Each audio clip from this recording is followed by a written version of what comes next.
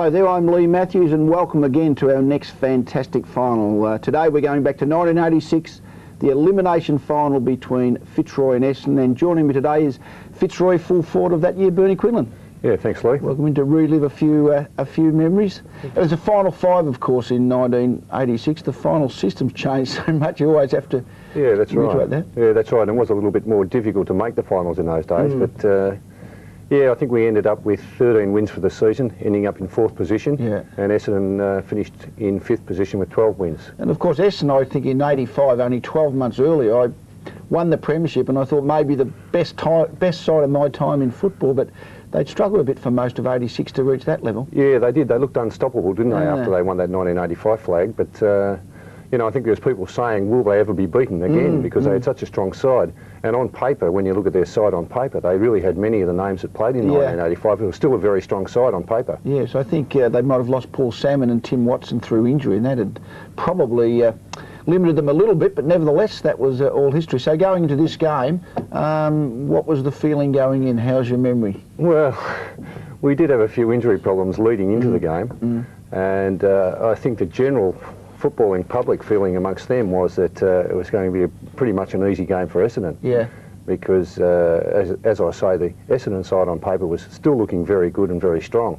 As I say, you know, we had injury problems with myself. I'd had a bit of a struggle throughout the season and missed about 8 games leading into the finals. Well, let's have a look at the selected sides as we're talking, and we've decided to put up the teams as they were selected in the paper.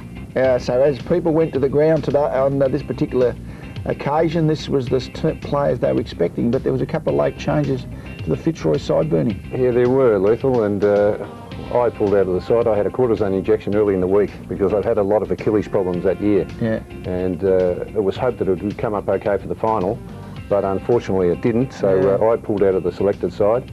And Matt Rendell also pulled out of the selected side. I think he had thigh problems that year. So, you know, we've got 2 probably key players out of that side, which would have made the task even more difficult. Particularly when Simon Madden's the opposition ruckman, who was such a... Yeah, exactly. And really, if you look at the stats a little bit later on, it's such an imbalance between the rucking knockouts between Essendon and Fitzroy, but it turned out that the weather was probably a blessing in disguise for us that day. It started off beautifully, but later on the rain came down, it was blowing sideways the wind, so it made it very difficult for clean possession and high marking play. Let's have a look at the Essendon team to see the names, and obviously some very famous names of the Essendon side of that era. Yeah, some great players there, weren't they? Terry Danner, who played a great year at full-back.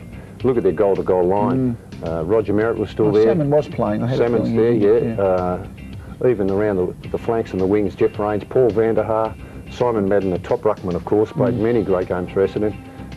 Tony Elshaw, the rover, Hawker. They had a very good on-ball division, and very strong, as I say, along the flanks and the wings. So that is a terrific Essendon side. Jeff Rains on the wing, and that'd be Mike Richardson, I would think. Michael Richardson, that's right. Crossed over from Collingwood in the middle of the season. That's right, early in the season. Yeah, I think they both eventually ended up at the Bears, didn't they? Both those 2 players. Paul Vanderhaar there. But there's not much difference there between their 1985 side and their 1986 side. It's still a terrific side on paper. Only 1 or 2 players, but so we go into this particular game again. It's elimination final. Winner goes on, loser goes out. Let's go and have a look at the first quarter. First quarter of the 1986 elimination final from VFL Park. A few showers forecast during the afternoon. Fitzroy kicking left in the opening term. Madden and Reeves, won by Madden. Knocked it past Baker. Merritt fumbles. Chance for Barwick, but the ball went past him. And umpire Peter Cameron will bounce it again just off the edge of the centre circle. I'm just wondering who'll be picking up the tank Mick Conlon too for Fitzroy, Bob. I think you'll find it's Michael Thompson, Luke. One of the best in the business, certainly. Nobody got a tap out of that. Reeves and Madden went up. Umpire Peter Cameron found the first free kick of the day. It's going to a player, I think. No, not going to Dwyer. I was going to say about the recruit of the year, but this fellow, number 16, Bill Logan, played a great game last week. On to Reeves. Reeves from right half forward. Down to McIver. To Clayton. Over the head. No, not over the head of Osborne. Does get boot the ball in the goal square. Danaher marks it right on the line. But the ball will come back. Now it's a free kick. It's going to Fitzroy. It's going to Richard Osborne. I didn't see what for. Well, why wasn't that paid down the field, Bob? Well, I am surprised, Lou, because, well, maybe it was before the ball was kicked, and that's why it would only be coming back to the player. if the player has disposed of the ball and then, and not necessarily Osborne, but if the ball has gone downfield, then it is downfield, but in this case it must have been beforehand. So Richard Osborne from about 20 metres out, but on a pretty acute angle. First score of the game it should be. It looks like a go. It is a great start by the Lions, certainly in controversial circumstances. From that goal registering 6 points, Fitzroy, as I said, off to a good start. Bob, this could be a worry to Essendon because they are notoriously slow starters, as they have been all year. Now we watch Osborne. Well, that's the most ridiculous decision I've ever seen, in my opinion. Obviously, the umpire's frightened things might eventuate, and they're going to put a nail in the coffin very early, and they really did that. Well, if you can't bump somebody like that, it was hardly what you'd call a bump anyway. Finish up being basketball. There's a bit of a box on now between Roos and Merritt. And of course, Roos has the job of finding Roger, the lodger they call him. He's one of the roughest or toughest players in. I shouldn't say the word roughest, but toughest players in football. He's certainly tough. Roos on the left, number one of the favourites for the VFL Best and Fairest award this year, the Brownlow medal. So back into the centre again. And it's been an interesting start out here at VFL Park. Well, it certainly has, Peter, and we're off to Fitzroy 1 goal, 6 points, with the Bombers yet to score.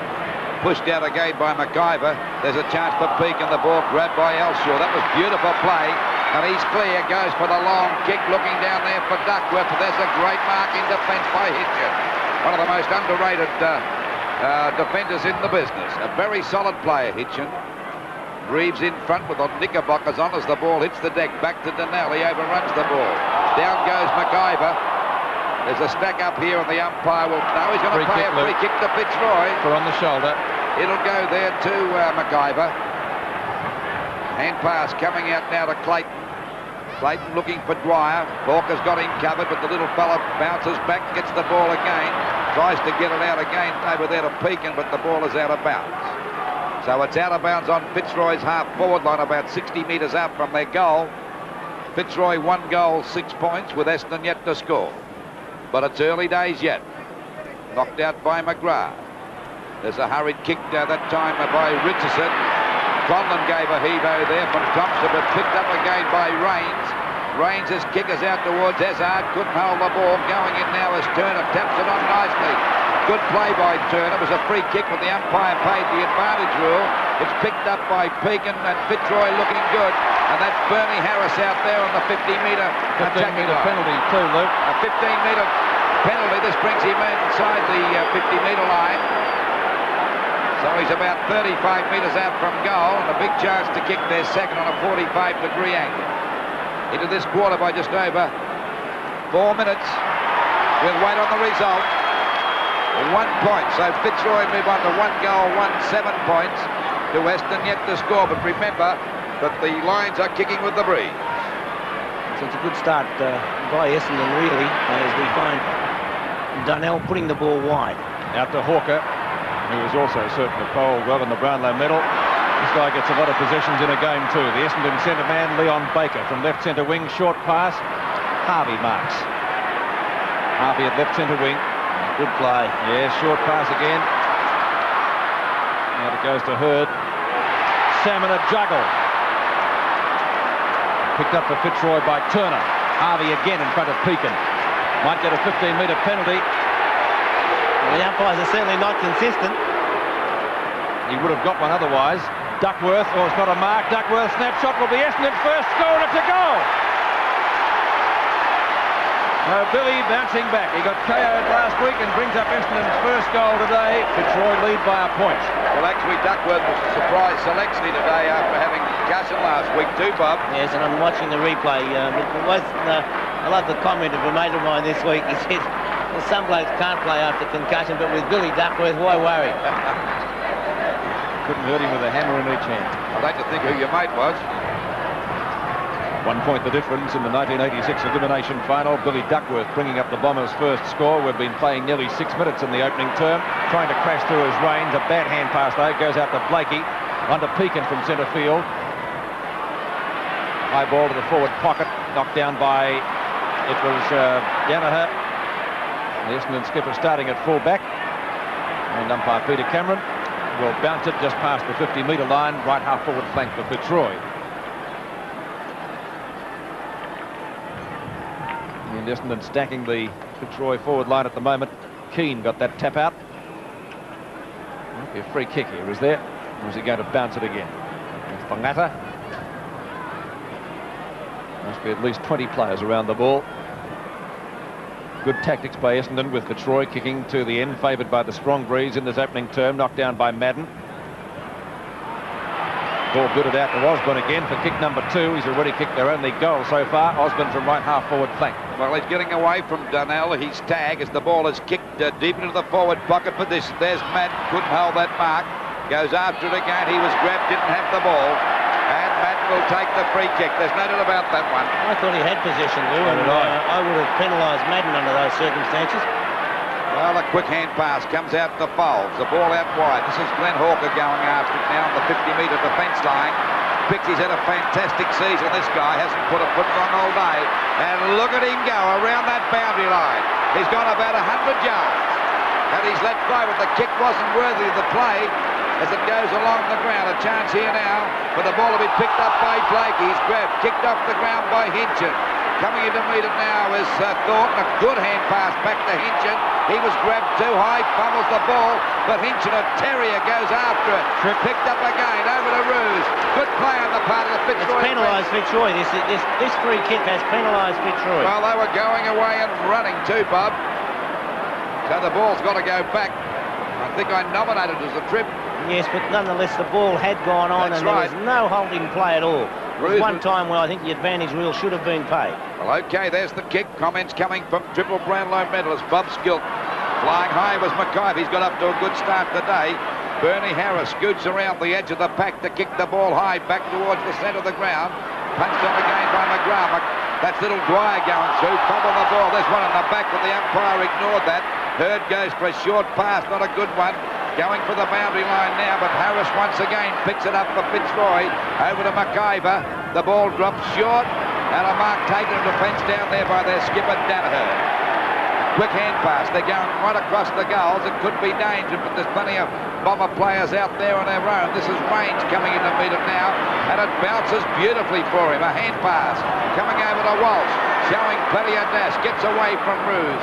A pass looking for Rezard, and he's dropped it again. He's going to push in the back. He might have been lucky to get away with that, Peter. It was there, though. Ezard, short pass. Let's watch that again. Ezard's pass is effective. That's a mark and a free kick to Merritt. Roger can take care of himself. Merritt looking for Harvey or Salmon. Salmon might have got one in the back. Duckworth for goal number 2 with 1 point. And so the scores are level at VFL Park, 7 points each.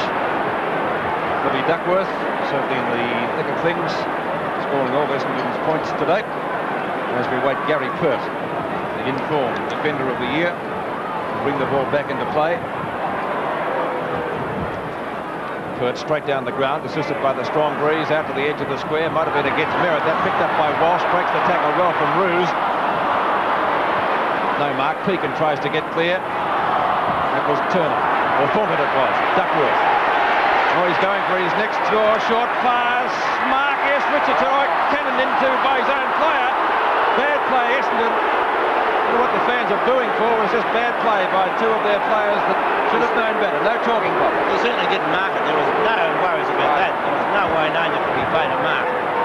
Salmon should have just been shepherding. Let's take a look at it again. Well, he was trying to shepherd, and we watch on replay, he was trying to shepherd. Here's a hand pass.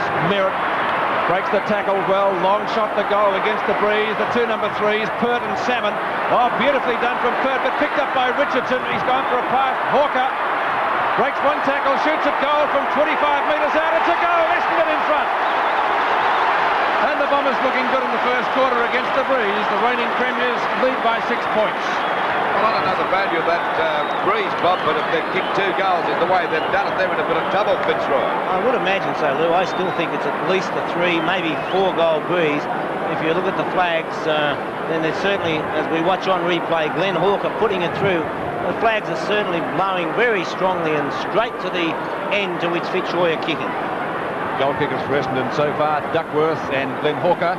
6 points the difference as we approach the 11-minute mark of the first quarter. And a very good crowd here today, well over the 50,000 mark, I would say. I think Pete and Bob would agree with that. Well, Madden got up too early. It was a silly attempt to knock it out. The ball pushed down. There's a go for McGrath to send it deep down to the full forward position. Oh, they both fell over there. There's a go for little Bernie Harris to come in and pick it up on the boundary line. Oh, he nearly copped one from Danaher. Oh, there's a free kick down here in front of goal for Fitzroy, because I think when they both fell over... Free to Essendon. Oh, he's given it to Essendon. Well, I couldn't work that out. This is Ezard picking it up at half-back. Tries to get a hand pass. A good tackle that time by Logan. Billy Logan's had a pretty good season for Fitzroy this year. One of the real try. Well, they're a pack of tryers, Fitzroy. There's no doubt about that. Ball knocked out by Madden. Picked up by Walsh. Kicked it off the ground. Knocked on by Al Shaw, and the ball is out of bounds on Essendon's half-back line. Up towards the centre wing position. Into this first quarter, the elimination final for 1986. 12 minutes gone. Essendon 2 goals, 1-13 to Fitzroy, 1 goal, 7. Logan trying to get out, well grabbed by Rains, but the umpire's not having a bar of a free kick there. He'll ball it up. Still on that half-back line for Essendon. Well, actually, it's about 80 metres out from the Fitzroy goal. Madden against McGrath. Well, actually, Madden's not doing that well in the knockouts, Bob, so far. I think you'd find he's got most of them, Lou, but they're just not taking the ball away. Well, we're waiting now for the umpire to throw the ball in, still from that half-back line for Essendon. It'll be Madden against McGrath again. McGrath grabbed that one over to Osborne, overruns the ball, picked up by Hawke. He started off pretty well, but the kick is not so good. There's the number 1 man for the Brownlow medal, Rouge, to take them up. Plays on. He's gone straight across the ground, looking for perhaps Osborne. The bounce favours Donnell, though. His shadow for the afternoon. Donnell wins this duel, goes for the boundary line. Should have been a free kick out of bounds for sure. There should have been a free kick to Donnell, Pete. He handballed it forward and then was grabbed by the foot. So you could have given one either way, like that. Free kick to Donnell. The bottom of that is Clayton. Stalemate, and the end result is, of course, a bounce. 13.5 minutes into the term. 2-1 to 1-1, a difference of 6 points. So Essendon's tactics of crowding the Fitzroy forward line certainly paying dividends at the moment. Hawker again, but his kick is smothered on this occasion. It rebounds to Rains. Back to Hawker once more. As Lou said, he started brilliantly today. Reeves underneath it. Oh, golly. You can see that coming for a while, couldn't you? Billy Duckworth gets penalised 15 metres. When you talk about crowding that forward line, Pete, and there was Reeves going down, and Fitzroy, I should say Essendon, have got 1 player short on the forward line. They've literally got 2 centre men. Both Rains and Baker are playing in the centre. This is Scott McIver. Scott McIver from the short of right half forward flank. Fitzroy going the short game with the breeze, which is, I don't know, arguable tactics. It's probably at least a 4-goal breeze. Osborne tries to take the mark, couldn't do so. And once again, we'll see a bounce. Well, we've been playing, let's see, nearly 14.5 minutes, and they've only got 2 goals on the board. Or 1 goal on the board. Essendon have got 2. Clayton going everywhere with Baker, McIver with Rains, and Pekin going with the Rover. All knocked down to Keane. He can't get clear, so as I said, good tactics by Essendon. They're leading by 6 points. By John Russo having a few words. And the bounce of Fitzroy's right forward pocket. Danaher wins that knockout. Nobody can gain control of that. We'll see a boundary throw-in. Good ball up, or throw-in from that forward pocket position, about 30 metres around from the Fitzroy goal. There, 1 goal, 7 points to Essendon, 2, 1-13. Knocked out by Madden. There's a chance for Ezard to get the ball out of the danger zone. Rouge overruns the ball. There's a chance for Reeves at the 50-metre mark. Did he throw that? The umpire said no. McIver doing pretty well. A long shot for goal, a beauty! He's played very well in this first 15 minutes, Bob. 2 goals, 13 points apiece. Yes, McIver going everywhere with Jeff Rains, and it's brought McIver into the play, and he's shown great skill. We know the skills of McIver, as Reeves does a good job. Gets it across to Scott McIver, and the long left foot kick from Scott McIver, the former Queenslander, puts it right through the centre. Well, we're at the 16-minute mark of the first quarter. Scores are dead level. Knocked out by Matt, picking it up nicely as Roos juggle that one. It comes back to Peak and a hand pass out to Dwyer. This is always dangerous. Oh, the hand pass wasn't so good to Roos, put him under pressure. Roos goes after it, coming through as well. Stopped one as he went through the back that time. But the umpire's found a free kick. Essendon's way. I think it might, let's see who it goes to. It'll go to Donnell for one in the back. So he takes that free kick on the 50-metre defence line. Elshaw scouting out, that's his caper out there on that wing position. He seems to be always out there. A hand pass comes back to Hawker. Well tackled by Dwyer. A beautiful tackle and hold of the ball. Good play by Dwyer, good decision by the umpire. Well, the kid from Koroita certainly made his name here in Victoria since coming to Fitzroy, Bob. 15 metres, he's clear. Drives the ball over the half-forward line. It beats them all. A chance now for Mark Thompson to pick it up. He gets the ball in front of him. He doesn't lose it much, this fella, but he's grabbed two. No, it's at home. Tackle too high, Lou. I think he got him on the shoulder. He's had a marvellous season, this fella, and he would have a chance for the Brownlow, Mark Thompson. I think he may be a bit rugged for a Brownlow medal spot. Well, there's been a few rugged Brownlow medalists, Lou, but I think he'd be a big chance in Essendon's best and fairest. That's Rains taking the mark here, and McIver having a bit of a box on. Could be 15 metres against McIver. He's talking to Rains, telling Rains he could lose if he's not careful. Rains goes wide, looking for Danaher, coming well down from fullback, but the umpire's giving a 15-metre penalty. Anticipated. This brings Rains up to the edge of the square. All it's done is penalise Essendon. That's right. Kick by Rains is up to centre-half forward. Knocked out by Reeves. Picked up here by Richardson. He's picked up a couple of kicks in the first quarter. Goes for Duckworth. Down goes Duckworth. He smothers the ball. They'll hold the ball. And a good decision by the umpire, because he made no attempt to get rid of it. They'll do that more often. It'll break up a few cuts, wouldn't it? This is Scott McIver again, right centre wing. Short pass, not a well-directed one. Gary Foulds is there for Essendon. Back to Donnell. Good play. Donnell always confident in his play. Disposes well as a rule. He looks for Danaher. Didn't really gain much from that, though. Elshaw, short of centre field. Out towards right centre wing, and Hawker. Oh, should have been one for in the back, surely. It has been paid, Pete. Scott's played a very good first quarter, Bob, and so has Danaher, their captain. So Glenn Hawker taking that free kick. Not too many arguments about that. 5 kicks so far for number 33 for Essendon. Could have a headache tonight, too. I reckon for about a week with a boot with someone standing on your head. Glenn Hawker from right half forward flank. Short pass. Deep into the pocket. The mark taken by Richardson. Almost thought about playing on. Now he does. Short pass again. A bad one, though. Merritt will have to be good here. Gets it back to Richardson with the left foot. Beautiful smother onto Roos. Roos the hand pass. Now it comes out to Pekin from Turner. Ezard tackled well. Umpire John Russo says it's a stalemate. Probably could have let it go there. And it will be a bounce. Gary Flynn clocked a decent one there, Pete. Winneman, Wareham, Madden and Reeves. Won by Madden again. Picked up by Roos. Pekin, one of Fitzroy's best so far. Kickers, though, short. Up towards centre wing. Barwick. Fumble initially. Now he gets clear of Thompson. Barwick up towards half forward for Fitzroy. They need a few goals before the end of this term. Beautifully done from Danaher to Thompson. Harris's tackle late, marked by Hurd inside the 50-metre line. Hurd short pass. Folds in front of Barwick. Might be 15 metres. Umpire Peter Cameron agrees. Played very well down there on the bench, Danaher, Bob. Oh, it's been an excellent play, Lou.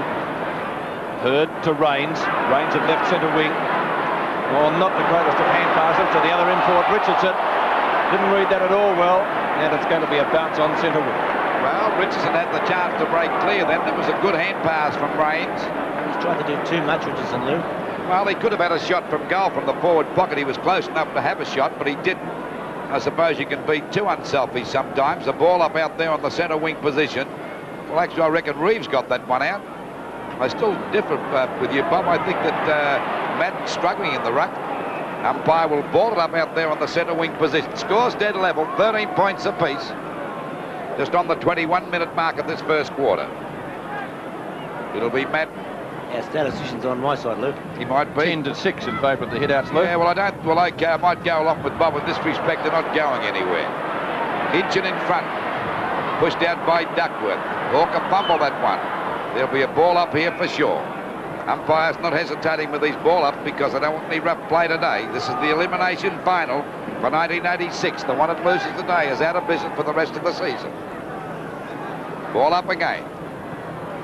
Knocked out by Matt. That's a beauty over there to Harvey, but Harvey's kick wasn't too hot. Turner gets it out. A bad hand pass. Players making plenty of mistakes. Merritt was full to the ground. Picked up on the boundary line that time by Blakey. The kick goes back there towards Harvey. Harvey's got the mark. Good mark, that. And Harvey started off very well. He's had a very ordinary season so far, but he could be his day to day the way he started off. Chance for the big fella. He couldn't hold it. Ezard goes down. A chance of a lifetime. McIver gets the ball over to Clayton. The ball out wide now. Chance for Mick Turner to mark that one. He does. Outmaneuvered Connolly. He was going to play a free kick in the back to him. What do you reckon about that, Bob? I thought he just stood his ground, Lou. I wouldn't have played it. So the free kick going to Conlon against Thompson. Now it's on to Clayton, who takes the hand pass. Chance for Fitzroy here as it goes out towards Bernie Harris at left half forward flank. It's out of bounds. It was one of those cases, Pete, where if you get a nice bounce that comes back to you, that's right. Bernie Harris is off and running, but it ran on instead of coming back, as we see Dean Turner there, after receiving some attention from the trainers. And a pretty physical first quarter. Madden in front. And Richardson's kick is out of bounds on the full, so that will be a free kick for Fitzroy, and Billy Logan will take it. Well, he's made a couple of mistakes, but that was a bit hard, or a little bit tough that time because he was under pressure, Pete. Bird in pursuit. Logan's gone for a short pass. It's effective. Oh, mark, free kick, whatever, or might even be a booking.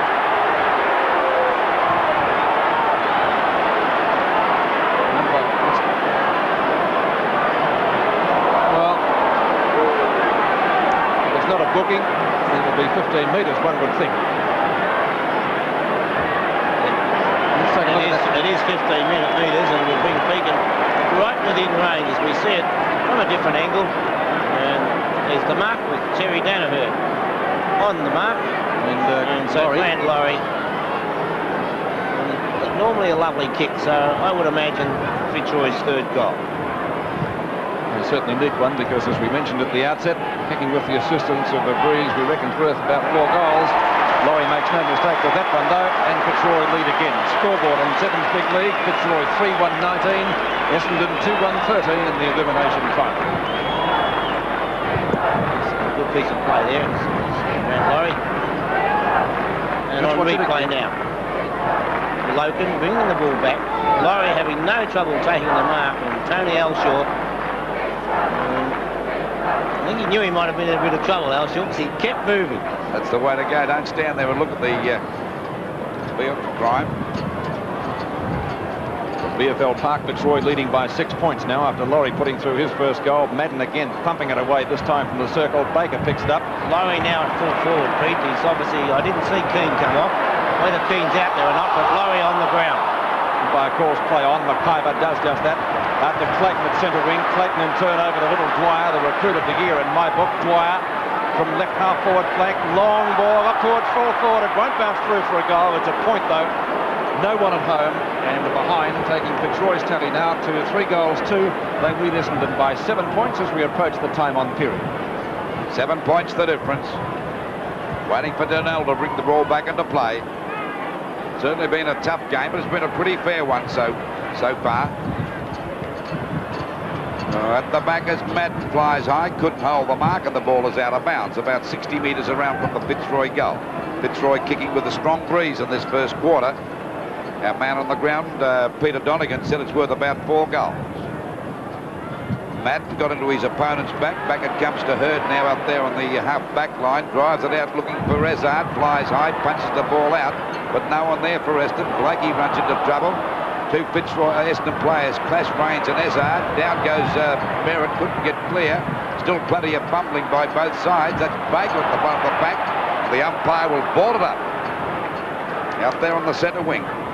Barbara Fitzroy doing enough kicking with this strong wind. I wouldn't imagine so, Lou. I think that Kevin Sheedy, if they remain as is, there's time on to play, and with only a 7-point lead, I don't think it's enough for the advantage of this breeze. Well, we see Hurd grab that's holding the ball, and this gives Fitzroy a chance to go deep into attack through Thornton out there on the centre wing position. It's a funny game, though, sometimes, Lou. You think a side hasn't done enough with the breeze, that they do even better against it. Waiting now for Thornton to send them deep into attack from that outer side wing. Well, it beat them all. Punched on again by Fowles. It's a beauty. Over it goes now to Baker. Baker's clear. The kick is not a good one. Roos dropped the mark. We don't see him do that too often. Blakey gets a hand pass over to Thornton. A hurried kick out wide. Coming in to meet it now is Elshaw. Elshaw and Bernie Harris go after this one. It beats them both. And the ball is out of bounds. 3 goals, 2-20. Fitzroy to Essendon. 2 goals, 1-13.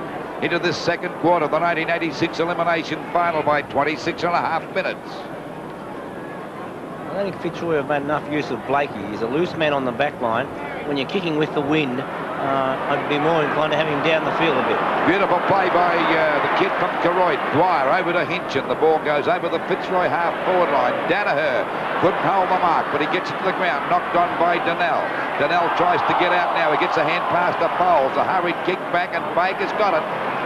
Started off slow in this quarter. He's had a couple of kicks in the last 5 minutes. Baker out there at half-back. A short pass, and Richardson's got it. He's made a couple of mistakes in this quarter, but he's handled the ball quite frequently. A short pass, not a good one. Out wide it goes to Danaher. Is it in the back?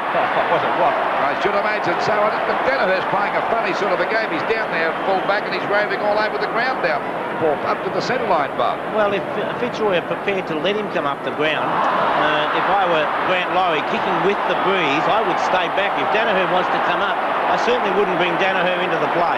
Obvious free kick to Simon Madden, but it's been reversed. It'll go to Loken. He's It going might to be take a his booking. number. It's a booking. Oh, I don't know about that. Well, I can never work it out when you take a free kick or get a free kick like they do something Well, we can foolish. watch it now. Here we are on replay. Oh, golly, not reporting. That is not a report, is it? Well, I don't know what they're doing to football. Well, if that's a report, it's the worst I've ever seen in my life. Well, I'm surprised. Now, that's making this just a farce, really. He never touched him, really. We didn't touch him. We've seen worse than that today, haven't we? Only What's 15 the game times. coming to? Goodness me. Reeves, anyway. Let's get back to the football. Reeves, short of right half forward flank with the breeze. Down long towards full forward. Plenty up. Down to Preston. That is Folds. Reeves again. Richardson. Free kick. No. Would have been a free kick. He called the advantage, Will Pete. Essendon's possession, so he goes forward. Merritt misses it. Oh, got one a little bit too high, Roger Merritt. He'll take the free kick. He's not playing the advantage rule here. He's having a tough time getting away from Roos. Not that Roos is getting many kicks, Bob, but he's sticking to him, isn't he? Yes, but I think Merritt's done well so far, Lou. Merritt to half forward, and Hawker again. Oh, he's grabbing onto Dwyer there. That should have been a free kick. He grabbed him by the arm. Pert off the ground. Up the left centre wing. Might be out of bounds before Duckworth can get there. It is. And the boundary throw in the follow next to the interchange area. 29 minutes gone in the quarter. Certainly reduced its sensations. Well, certainly one major one with the report of Simon Madden, which was a joke in my book. Walsh. Up towards Roos again. Good duel, this one. Developing between Roos and Merritt. I think Roos has got him covered, but not by much. No, as I said, it's a good duel. They're both fine players on their day. Roos, ball up towards Walsh, a juggle, but not played by the umpire. In goes Rains. Scooped out to Donnell, tackled by McGrath. On to McIver. On to Osborne. On to Barwick. Barwick from half forward. Long kick with the breeze. Should just about be a score. It's close. It's a goal. And so Doug Barwick putting through a valuable goal for Fitzroy, close to siren time. 30 minutes gone in the quarter. 4-2 plays 2-1. I think we saw a good example there of just what influence this breeze can have. As we watch on replay now, we see Barwick pick the ball up. Now, a long kick with the breeze, and if you can get the advantage of the breeze, he had the wind coming directly over his shoulder there. An excellent goal. Seventh big league, the elimination final. 30.5 minutes gone in the term. The difference is 13 points in favour of Fitzroy. Knocked down again by Madden, this time picked up by Baker from centre field. Baker with a hand pass out wide to Donnell. Over it goes now to Hurd. One back to Madden. They're fumbling. That was a bad fumble by Madden. Back to Hurd. He spins back out of the pack. Gets it over to Thompson, but a bad one. Good play on the part of Roos. Barwick fumbles the ball. Plenty of mistakes made by both sides, but we've got to allow for that. There's a tremendous amount of tension because the side that loses today is out of business for the rest of the season. It'll be a ball up out towards the centre wing position right on the edge of the square.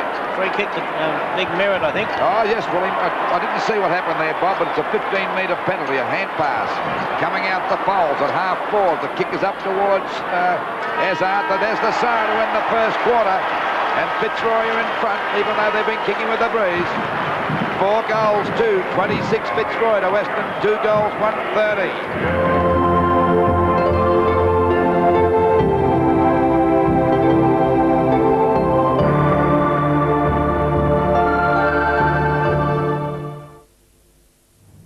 Well, quarter time and a 13-point lead to Fitzroy. Bernie, what were you thinking then and what are you thinking now as you look back? Well, probably in the whole context of things, Lee, it wasn't a bad first quarter when you consider the conditions did deteriorate rapidly after the first quarter. Yeah. So 13-point advantage on paper doesn't look all that good, and I would have thought that Essendon would have been quite happy with their first quarter holding Fitzroy up. The commentators keep talking about the wind, which is obviously hard to see on the vision when you can't see the wind, but was it affecting the game a great deal? Yeah, I think it was a very strong wind that day, blowing down towards the main scoreboard end. And I mean, 4 goals doesn't look that good, but you know what it's like playing on a really windy day. It makes it very tough for forwards anyway. With just the skills of the whole game, it's probably a bit sloppy. Yeah, so it just makes it that much more difficult to mark. It makes it easier for defenders to punch away. Yeah. So, you know, it doesn't look all that good for Fitzroy at the moment. I think the 13-point advantage, you really would have wanted to be something like 4 or 5 goals up at quarter time. And often the wind at VFL Park doesn't actually affect the game as much as the flags above the stadium look like it should. Yeah, probably. But as I say, if I was in Essendon's camp, I would have been quite happy with the first, feeling very comfortable. And the fill-in ruckman, Michael Reeves, had the long sort of knickerbocker type pants on. What was the story behind that? Yes, he's a bit of a bleeder, Reevesy, and he'd had a lot of thigh problems throughout the year. And thighs just wouldn't heal. Yeah. So he went for the long pants, and underneath that he had heavy padding. Right. So that if he got knocks on the thighs, he didn't bleed, and he'd miss something like 4 weeks if he got a knock on the thigh, because they just wouldn't come good. So the knickerbockers were just to sort of hold the padding. And especially playing in the ruck against Madden, who jumps early and puts his knee up. I thought he might have been just rehearsing for that Legends game we had early in the year when we all wore those knickerbockers. He was before his time. He was. And the other thing, the 15-metre penalty is in application at this point, and I suppose we see why the 50-metre maybe came in, that players were prepared to give away the 15 because it's a very significant penalty. It wasn't a deterrent, was it? Because the players were well prepared to run over the mark and try to hold the opposition up. But I think also, Lee, there's a couple of instances there where we probably would have seen reports in 1996, whereas we didn't see them in 1986. When I think one was where Billy Duckworth charged into one of the Fitzroy players after he'd taken the mark. And we've seen quite a few this year where players have been reported for charging in similar instances. Much stricter on that, aren't they? Yeah, much stricter. Let's have a look at their first quarter stats to see if they tell any story. Probably on those. I mean, Essendon have had a pretty good quarter, haven't they? Just had that 10 or so more kicks. Yeah, well, they did pretty well in defence. They tried to run the ball and switch play from one side to the other. But I think the significant one there is the hit-outs, with Simon Madden really coming up against about a 6'2.5" ruckman in Michael Reeves. As soon as Lou Richards was saying that he didn't think Simon Madden was doing a great deal in the ruck work, he's hit the ball straight down the throat of about 3 Essendon players in consecutive hit-outs. I mean, that is complete dominance, isn't it? 18-6. And Simon was a ruckman who, if he was, I mean, I'm not a great fan of hit-outs just as a statistic, but Simon could direct the ball to his ground-level players, couldn't he? Yeah, you're right there. They really, sometimes, you know, the domination in the ruck really doesn't translate into goals on the board, but he was a great ruckman who could direct the ball to his rovers. So the game is still in the balance as we go back to the second quarter with a 13-point lead to Fitzroy. Second quarter from VFL Park, 13 points the difference in favour of Fitzroy, leading 26-13.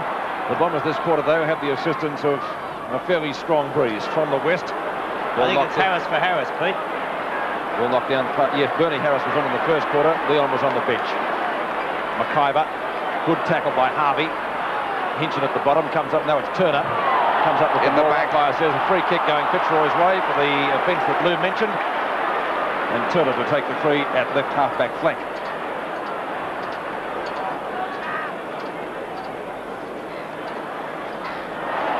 Reeves in front, couldn't complete the mark, and we'll see a boundary throw-in. 26 plays 13 as we approach the 1-minute mark of the second quarter. Knocked down by Madden again. Very scrambly play here. Finally, it goes to Richardson. Well tackled. That could have almost been construed as holding the ball. Umpire Peter Cameron comes in pretty quickly. I don't think he's penalised Richardson. It's going to be a bounce. Still in Essendon's attacking zone. And I think we're in for a pretty severe shower. Any tick of the clock, Pete. Well, it's looked like that since the start of the match, but we haven't had one. Although I must agree. Reeves wins that one. Gets it down to Thornton. Good tackle from Harvey. Good tackle and turn from Barwick. That tackle is a little bit too high. It will go Essendon's way, and the free kick going to Gary Folds. Folds just short of the right half forward flank. Puts the Bombers deep into attack. Look for Salmon. He's been held touchless so far, but Duckworth, waiting behind, has taken the mark. Well, I don't know whether you call that good judgment or a little bit of luck, Bob, because there's no doubt that Salmon and Pert both misjudged the flight of the ball then. I think Duckworth did the right thing. He came in behind. Call it luck, whatever you like. Good play to Duckworth. 3 kicks to Billy Duckworth.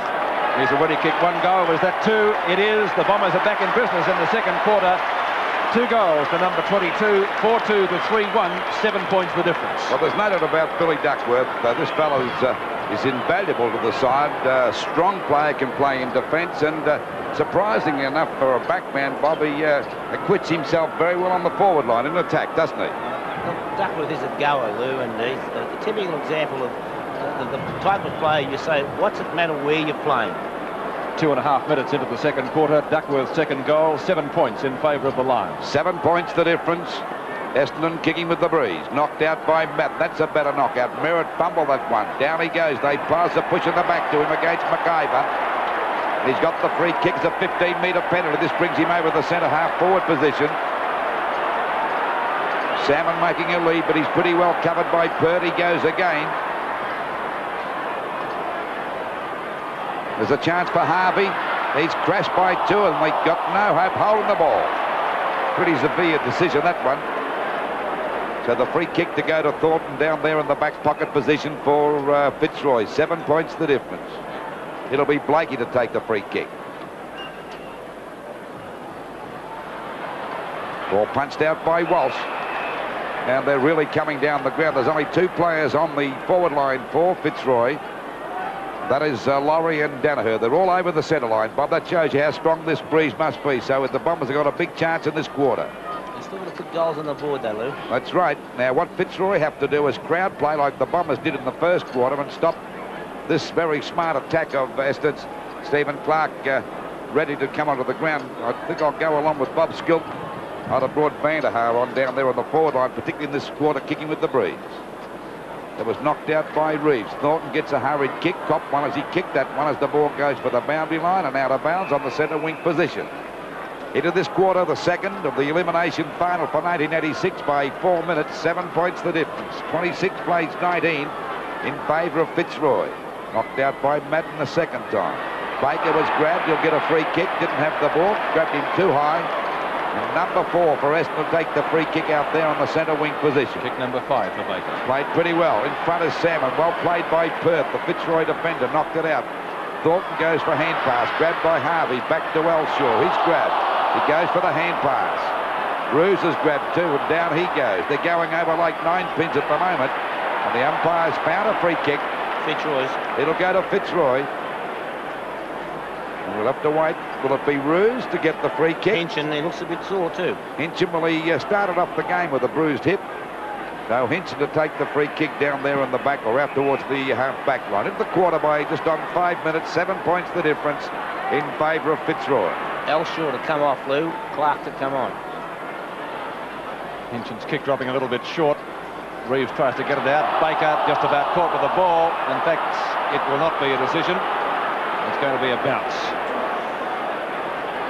Decision not in favour of Fitzroy, that is, as Elshaw does come off, and as Bob mentioned, replaced by Stephen Clark, number 12, the blonde-headed rover. Madden and Reeves. That one's won by Reeves, but I must go along with Bob. I think that Madden has rucked fairly well so far today. Oh, that is too high. That's a booking. You can back that in. That has got to be a booking. And it's on. Perhaps not surprisingly. And while the umpires take a few numbers, there's a wrestle on the ground. And Danaher is still down too. Well, I should imagine our friends in in Canada and the United States through ESPN and CTV would be enjoying this Sort of a game, Peter and and Bob. Box on tonight's hockey like that, don't they? Let's take a look at that again. Well, I don't think there's anything vicious about it. I think it's certainly A high tackle. it wasn't a swing of the arm. He just grabbed him too high. There was nothing vicious about that at all. All he'll have for the rest of the week is a stiff neck. 15 metres anyway, the end result of it all, and a booking. So Donnell has the free kick. He's laughing. He's got an appointment on Monday night. And the rain is coming down to... Well, there's not a player on the Fitzroy half of the ground. That's right. Knocked away by Reeves from the back of the pack. Michael Thompson. Duckworth, well caught. Duckworth's already kicked 2 goals, though. He's been a very damaging player up there. Now it finally comes back to Baker. A long kick with the breeze. There's a go. It's a point the difference at VFL Park. The Bombers handling the breeze much better than Fitzroy did. 4-2 to 4-1. There's no doubt about Baker, a great finals player, Bob. I think he's played in 5 consecutive grand finals, but always turns on his best in the final. Oh, Lou, I think Baker's had a great year. I think when Essendon were really struggling, Leon Baker was one of the players who continued to play well right throughout. And he and Glenn Hawker, I think, are the 2 players who have shown great consistency right through the season. Rain teeming down now at VFL Park. That was Baker's first goal. 4-2 to 4-1 in front of just on 59,000 fans at league headquarters. Reeves gets cannoned into by Madden, picked up by Merritt. Merritt short of half forward. Long ball again with the breeze. At the back is Pert. Tries to get it away from Salmon, but can't get a swing at the ball. It's out of bounds. Essendon's right forward pocket. Well, Lou, I don't think Salmon has done a thing yet. I'd have Van der Haar out there straight away. Well, Pert doing a very good job down there at fullback. Not that he's getting many kicks or many hand passes, but he stopped the big fella from getting a kick, and he's giving away inches. Reeves and Madden. Salmon now with a chance onto his right foot. Speak of the devil.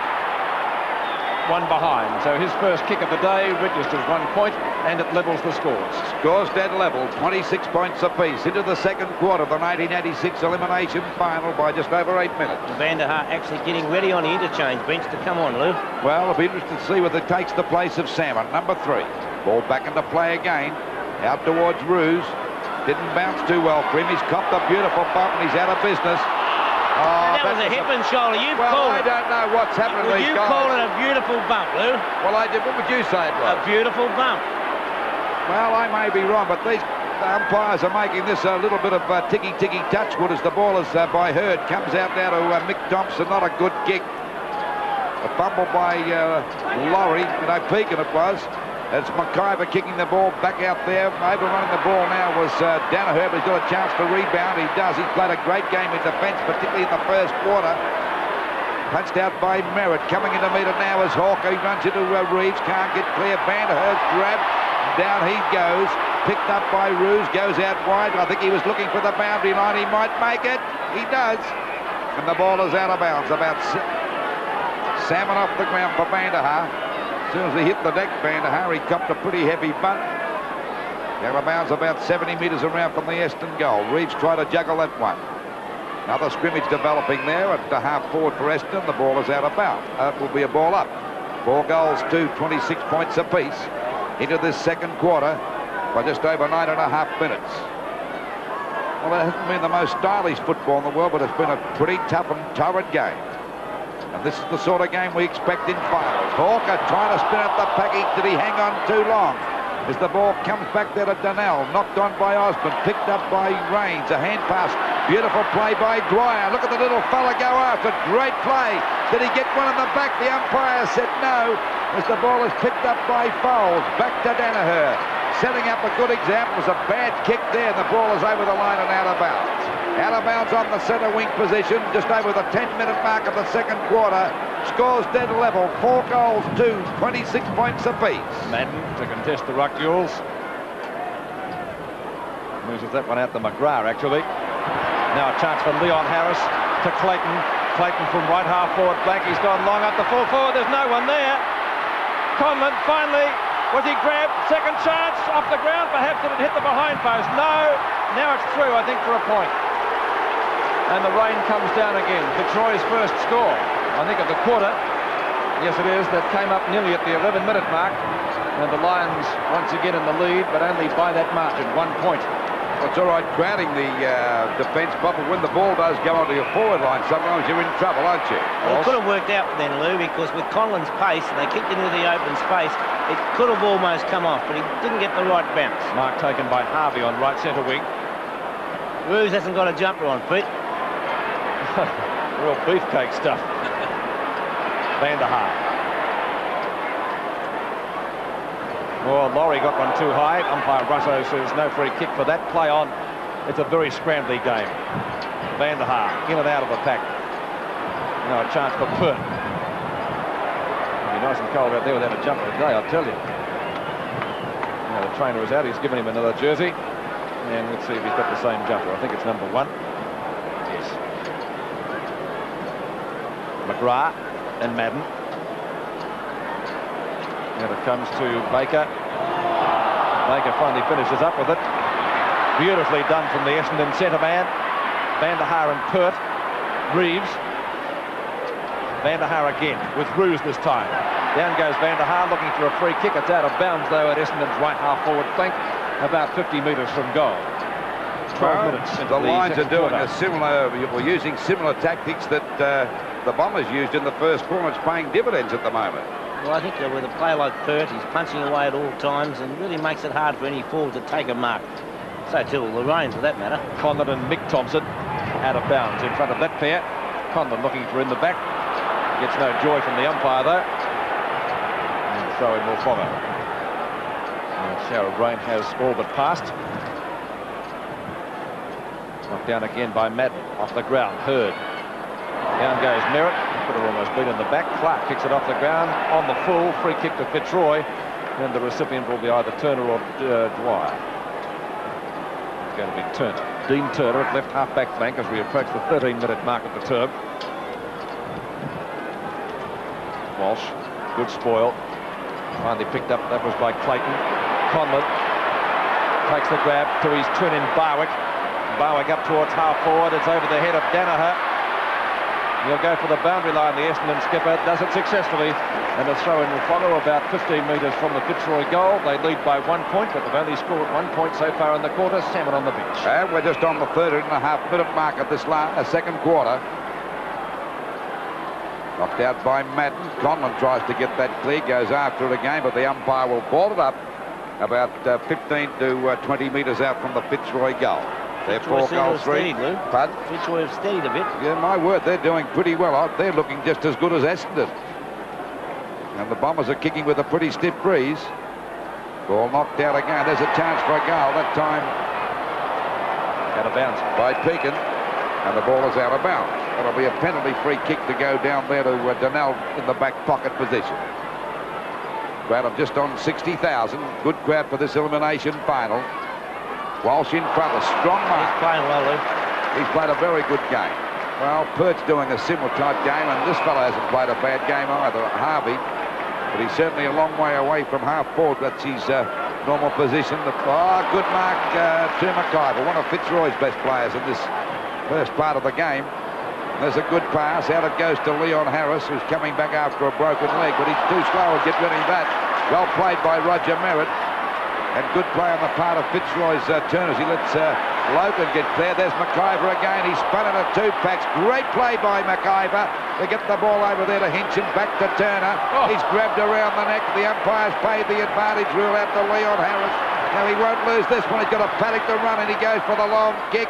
Looking there for Osborne. The back there was Danaher. Tapped down. Picked up by Donnell with the hand pass. Not a good one. There's a go now for Pekin to drive the ball. Was it Pekin to drive it down? Picked up by Thompson. The ball is driven out long, out towards that wing position, and the ball grabbed here by Turner.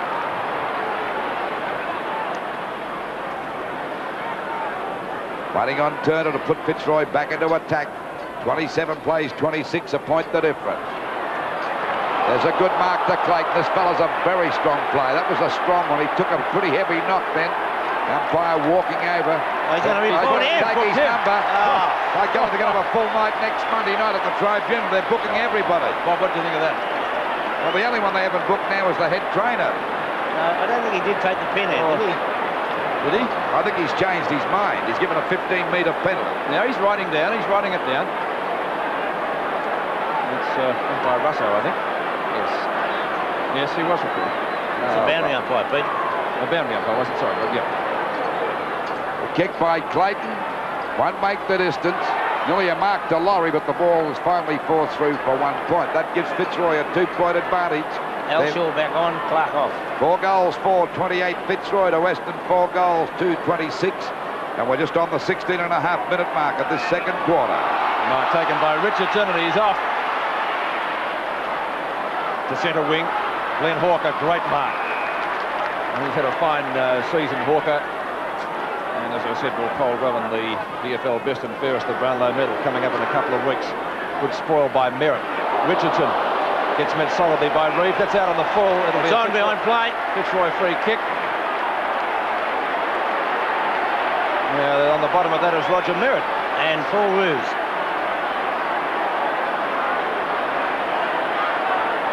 Things becoming just a little bit worrying. Thornton in the thick of it. Rains and Blakey there.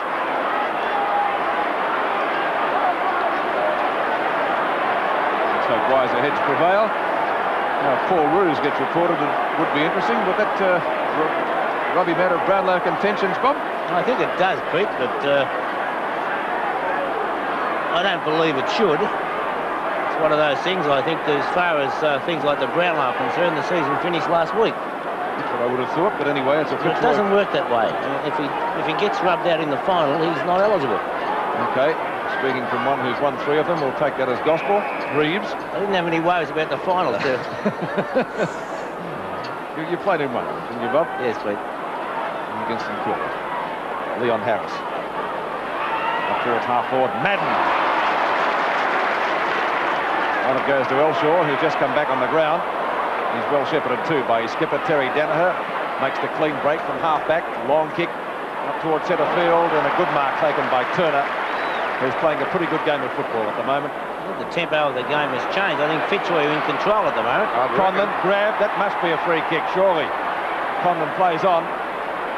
Osborne and Donnell off the ground from the Fitzroy forward. It's still in play, but Danaher will be content to see it over the line. And the throw-in will follow about 15 to 20 metres around from the behind post.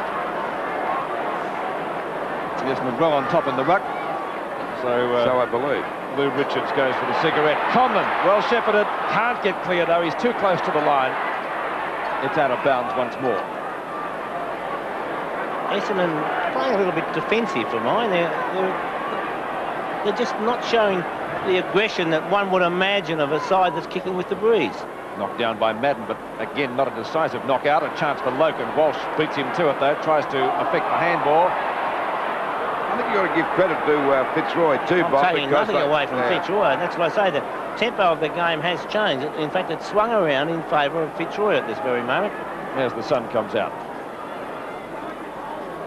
That's Elshaw on the bottom of that, and the umpire's found a free kick. And for that, I think we can be thankful to break up the pack.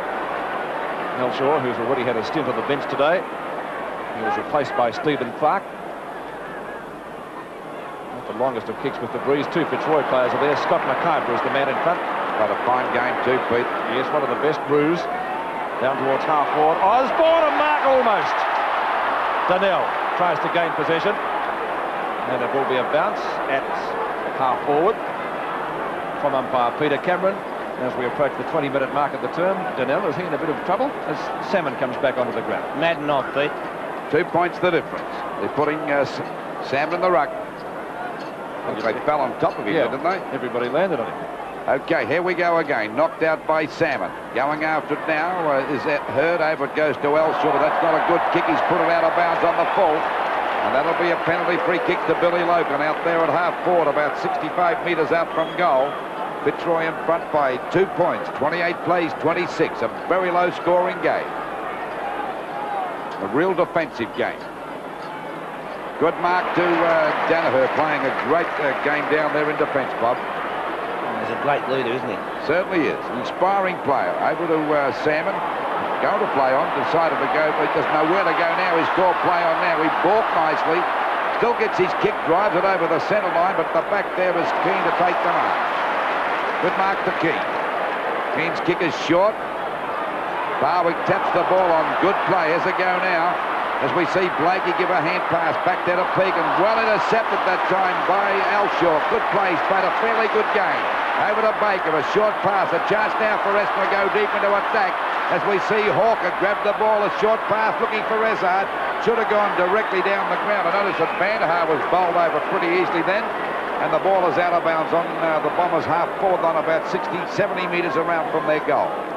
Fiddling around too much, Essendon. They've got the 8 of the breeze, and yet they want to continue with these little zigzag short passes around the boundary line. Ball back into play again. Picked up by Turner. The ball falls short, knocked on by McGrath, over to McIver. Fumble, that was the first mistake he's made. Two Essendon players paused that time. This gave McIver a break again.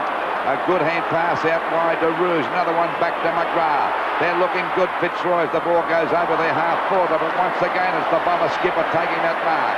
Over it goes to Donnell, showing a lot of pace. Gets away from Osborne. A hand pass to Hawker. Hawker's clear. Gets a hurried kick. Chance for Big Salmon. Two of them could spoil each other. No, it's okay. Vanderhaar nearly messed it up.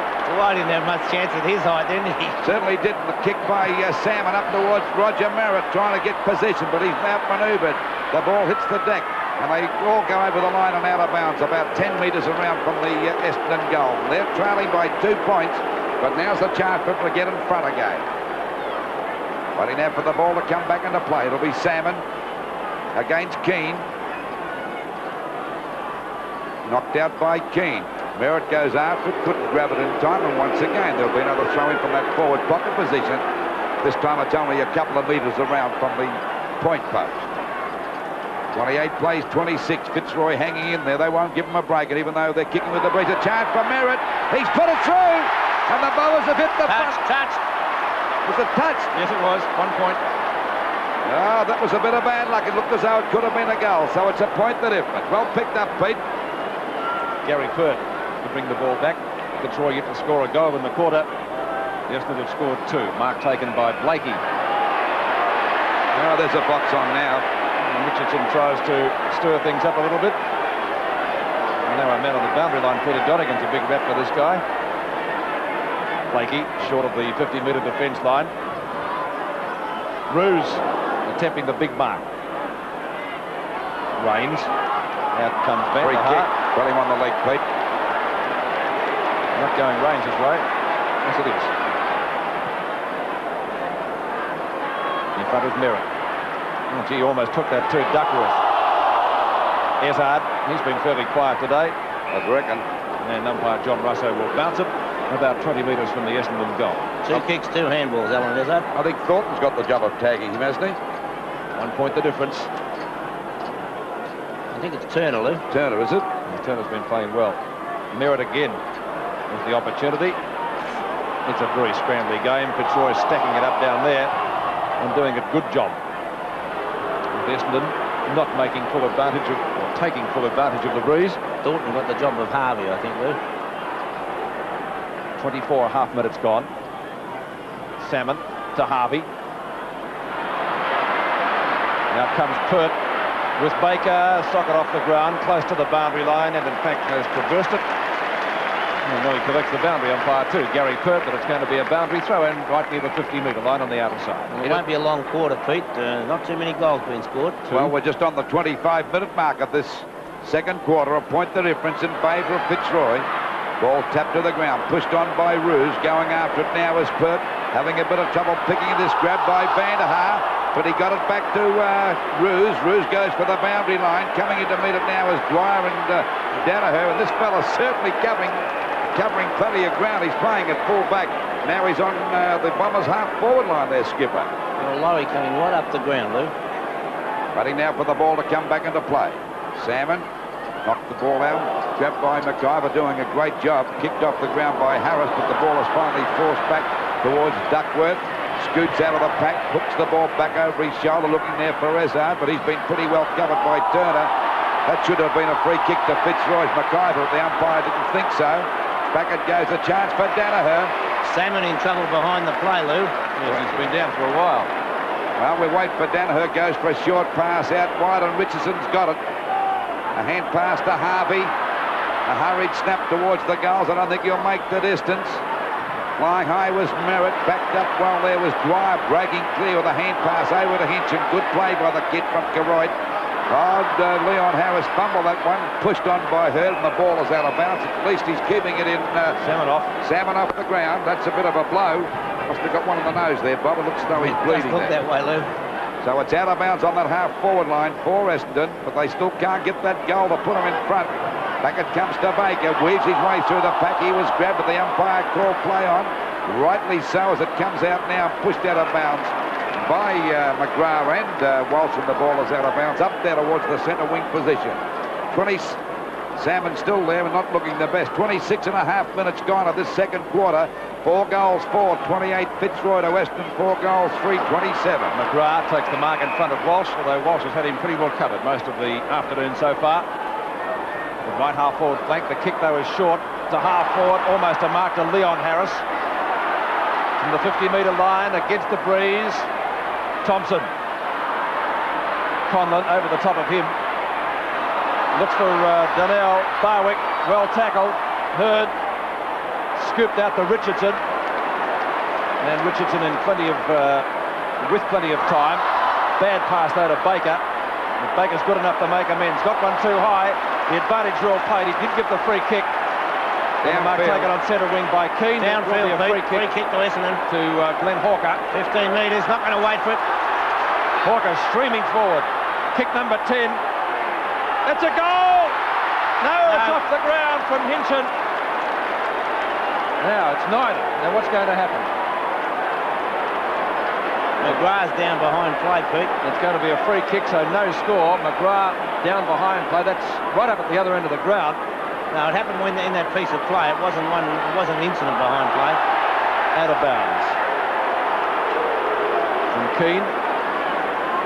So a boundary throw in. McGrath now looks as though he's okay. That's good news for Fitzroy. And umpire John Russo will ball it up. Buried right on the 50-metre line. Paul Salmon off the ground. Peter Donegan. Peter, have you got some news on him? Yes, Pete. Apparently he's got a bad whack on the nose, but I just spoke to the doctor and he said he's okay, but he's pretty groggy at the moment. Yes, he didn't look too good when he came off. Duckworth has already kicked 2 goals. He won't score anything with that kick. It's out of bounds on the full. And there will be a free kick for Fitzroy to be taken by Paul Roos or by Gary Pert. Not a very stylish game, Bob, but by golly, it's a tough game, isn't it? It's a very aggressive game with both sides applying a lot of pressure, Lou, and a great quarter by Fitzroy. Half-time siren not too far away. Roos in the thick of that pack, but couldn't come down with the ball. Looks like, who's it, Vanderhaar. Out of bounds again. Vanderhaar starting the game on the bench, coming on in the second quarter. He's really made a great contribution so far. Madden and Keane. Neither get a tap out of that one. Thornton's kick is short. Now Vanderhaar with the opportunity. A wobbly left foot punt kick. Now towards Richardson and Pert. In pursuit is Merritt. Well played by the Fitzroy full-back. Merritt still with him. Ball socket off the ground again. In comes Thompson. It's out of bounds now. Might be on the full. No, it wasn't. Boundary throw in on centre wing. Well played, Gary Pert. Certainly was, Peter. 29 and a half minutes gone. Fitzroy still in front by a point. They put up a tremendous show in this second quarter, kicking against the breeze. They looked in plenty of trouble, but they hung in there. The ball kicked back to their half-forward line. Over the head of Pert, and down goes Dwyer. The ball is out of bounds. So there's the siren to win the second quarter, and what a good one it was by Fitzroy. 4 goals, 4, 28. Essendon, 4 goals, 3, 27. Well, half-time the game's really tightened up. A 1-point lead now to Essendon. The weather's starting to become overcast and rainy. Bernie, now tell me, you got a sore Achilles tendon and the rain had come. Were you a bit happy to be sitting in the sand? I was very happy to be in the stand, Lethal, because things were toughening up a lot in that second quarter. And it was a physical game. It was very physical, and only the 2 goals kicked for the term. And I think it was a fantastic quarter by Fitzroy, particularly because Essendon virtually drew level at about the 8-minute mark. I think it was only 2 points in it at that stage, but Fitzroy's defence and defensive work to keep the ball on the boundary line, force it over the boundary line, get the numbers around the ball and just give Essendon no breathing space was fantastic. And Gary Pert doing a good job at fullback, and of course had 2 knee reconstructions in the remainder of his career. This was the younger Gary Pert, though. Well, I even found myself clapping there when that last passage of play when Purdy ran the ball out towards the half-back flank and he kept going and going and going, second and third effort. It was just brilliant play by Purdy. Comparatively, you probably would have thought Fitzroy would have been suited by damp conditions, because Fitzroy with Merritt, Salmon, Madden and Van Haar, tall marking players, it might have helped Fitzroy a little. Yes, and as it turned out, I mean, the loss of Rendell was probably a blessing in disguise, because we would have been probably top-heavy had Matt Rendell played. But, you know, those big guys, Salmon's had virtually no effect on the game. Madden's had a lot of the knockouts, but really he hasn't had a lot of possessions around the ground. And Van der Haar struggled since he came on. It just wasn't a day for the big men at all. Well, I think in the whole half of football, I can't recall really a mark and goal. They've all just been running goals. No, that's right. Well, as I said, you know, only 2 goals kicked for the quarter by either side, so that just showed how difficult it was. And it was probably also a bit of a blessing for Fitzroy that the rain came down when it did, because it just made that ball a little bit greasier and harder for those taller Essendon players to handle. Let's have a look at the second quarter stats just to see what picture those tell. Do you want to run through them, Bill? Yeah, well, the second quarter, it's you know, you can see that Essendon are really on top in the kicking department, also in the marking department. But I suppose really the hit-outs really haven't really translated into goals for the Essendon side. It was interesting, Salmon replaced Madden in the ruck later in the quarter, and of course went off with the blood rule before the blood rule. Before the blood rule was in effect, but Salmon got a couple of touches there when he did go on the ball, but it was very difficult. Purdy's playing a great game at full-back. The stats, I mean, the stats are pretty even. It's just a conversion, I think, when it gets into the forward line. It's so tough for either side, but I thought Fitzroy played a fantastic You can just see it's just a struggle, isn't it, now? It is, every side throwing themselves in. And, of course, David Parkin was Fitzroy coach at that point. Kevin Shooty was, of course, Essendon coach. Can you recall the half-time thinking? Well, I didn't go into the inner sanctum there. Of course, you know, the rooms at Waverley. Of course, the players just and the coaching staff went into the room, so I stayed clear of the talk there. But I think the Fitzroy boys, when they came in off the ground, were really G'd up. They were really happy with the way they kept Essendon down to only the 2 goals for the term. So they were still very, very positive at that stage. Oh, well, it's a 1-point lead to Essendon. We'll go to a commercial break and then we'll come back with the third quarter. John Russo checking the readiness of all players. The loser, of course, of today's match drops out of the playoffs from 1986. Third quarter, only 2 points the difference in favour of Fitzroy against the reigning title holders Essendon. Fitzroy this quarter kicking to the left of screen. Reeves got that knockout on the McIver. Barwick takes it again.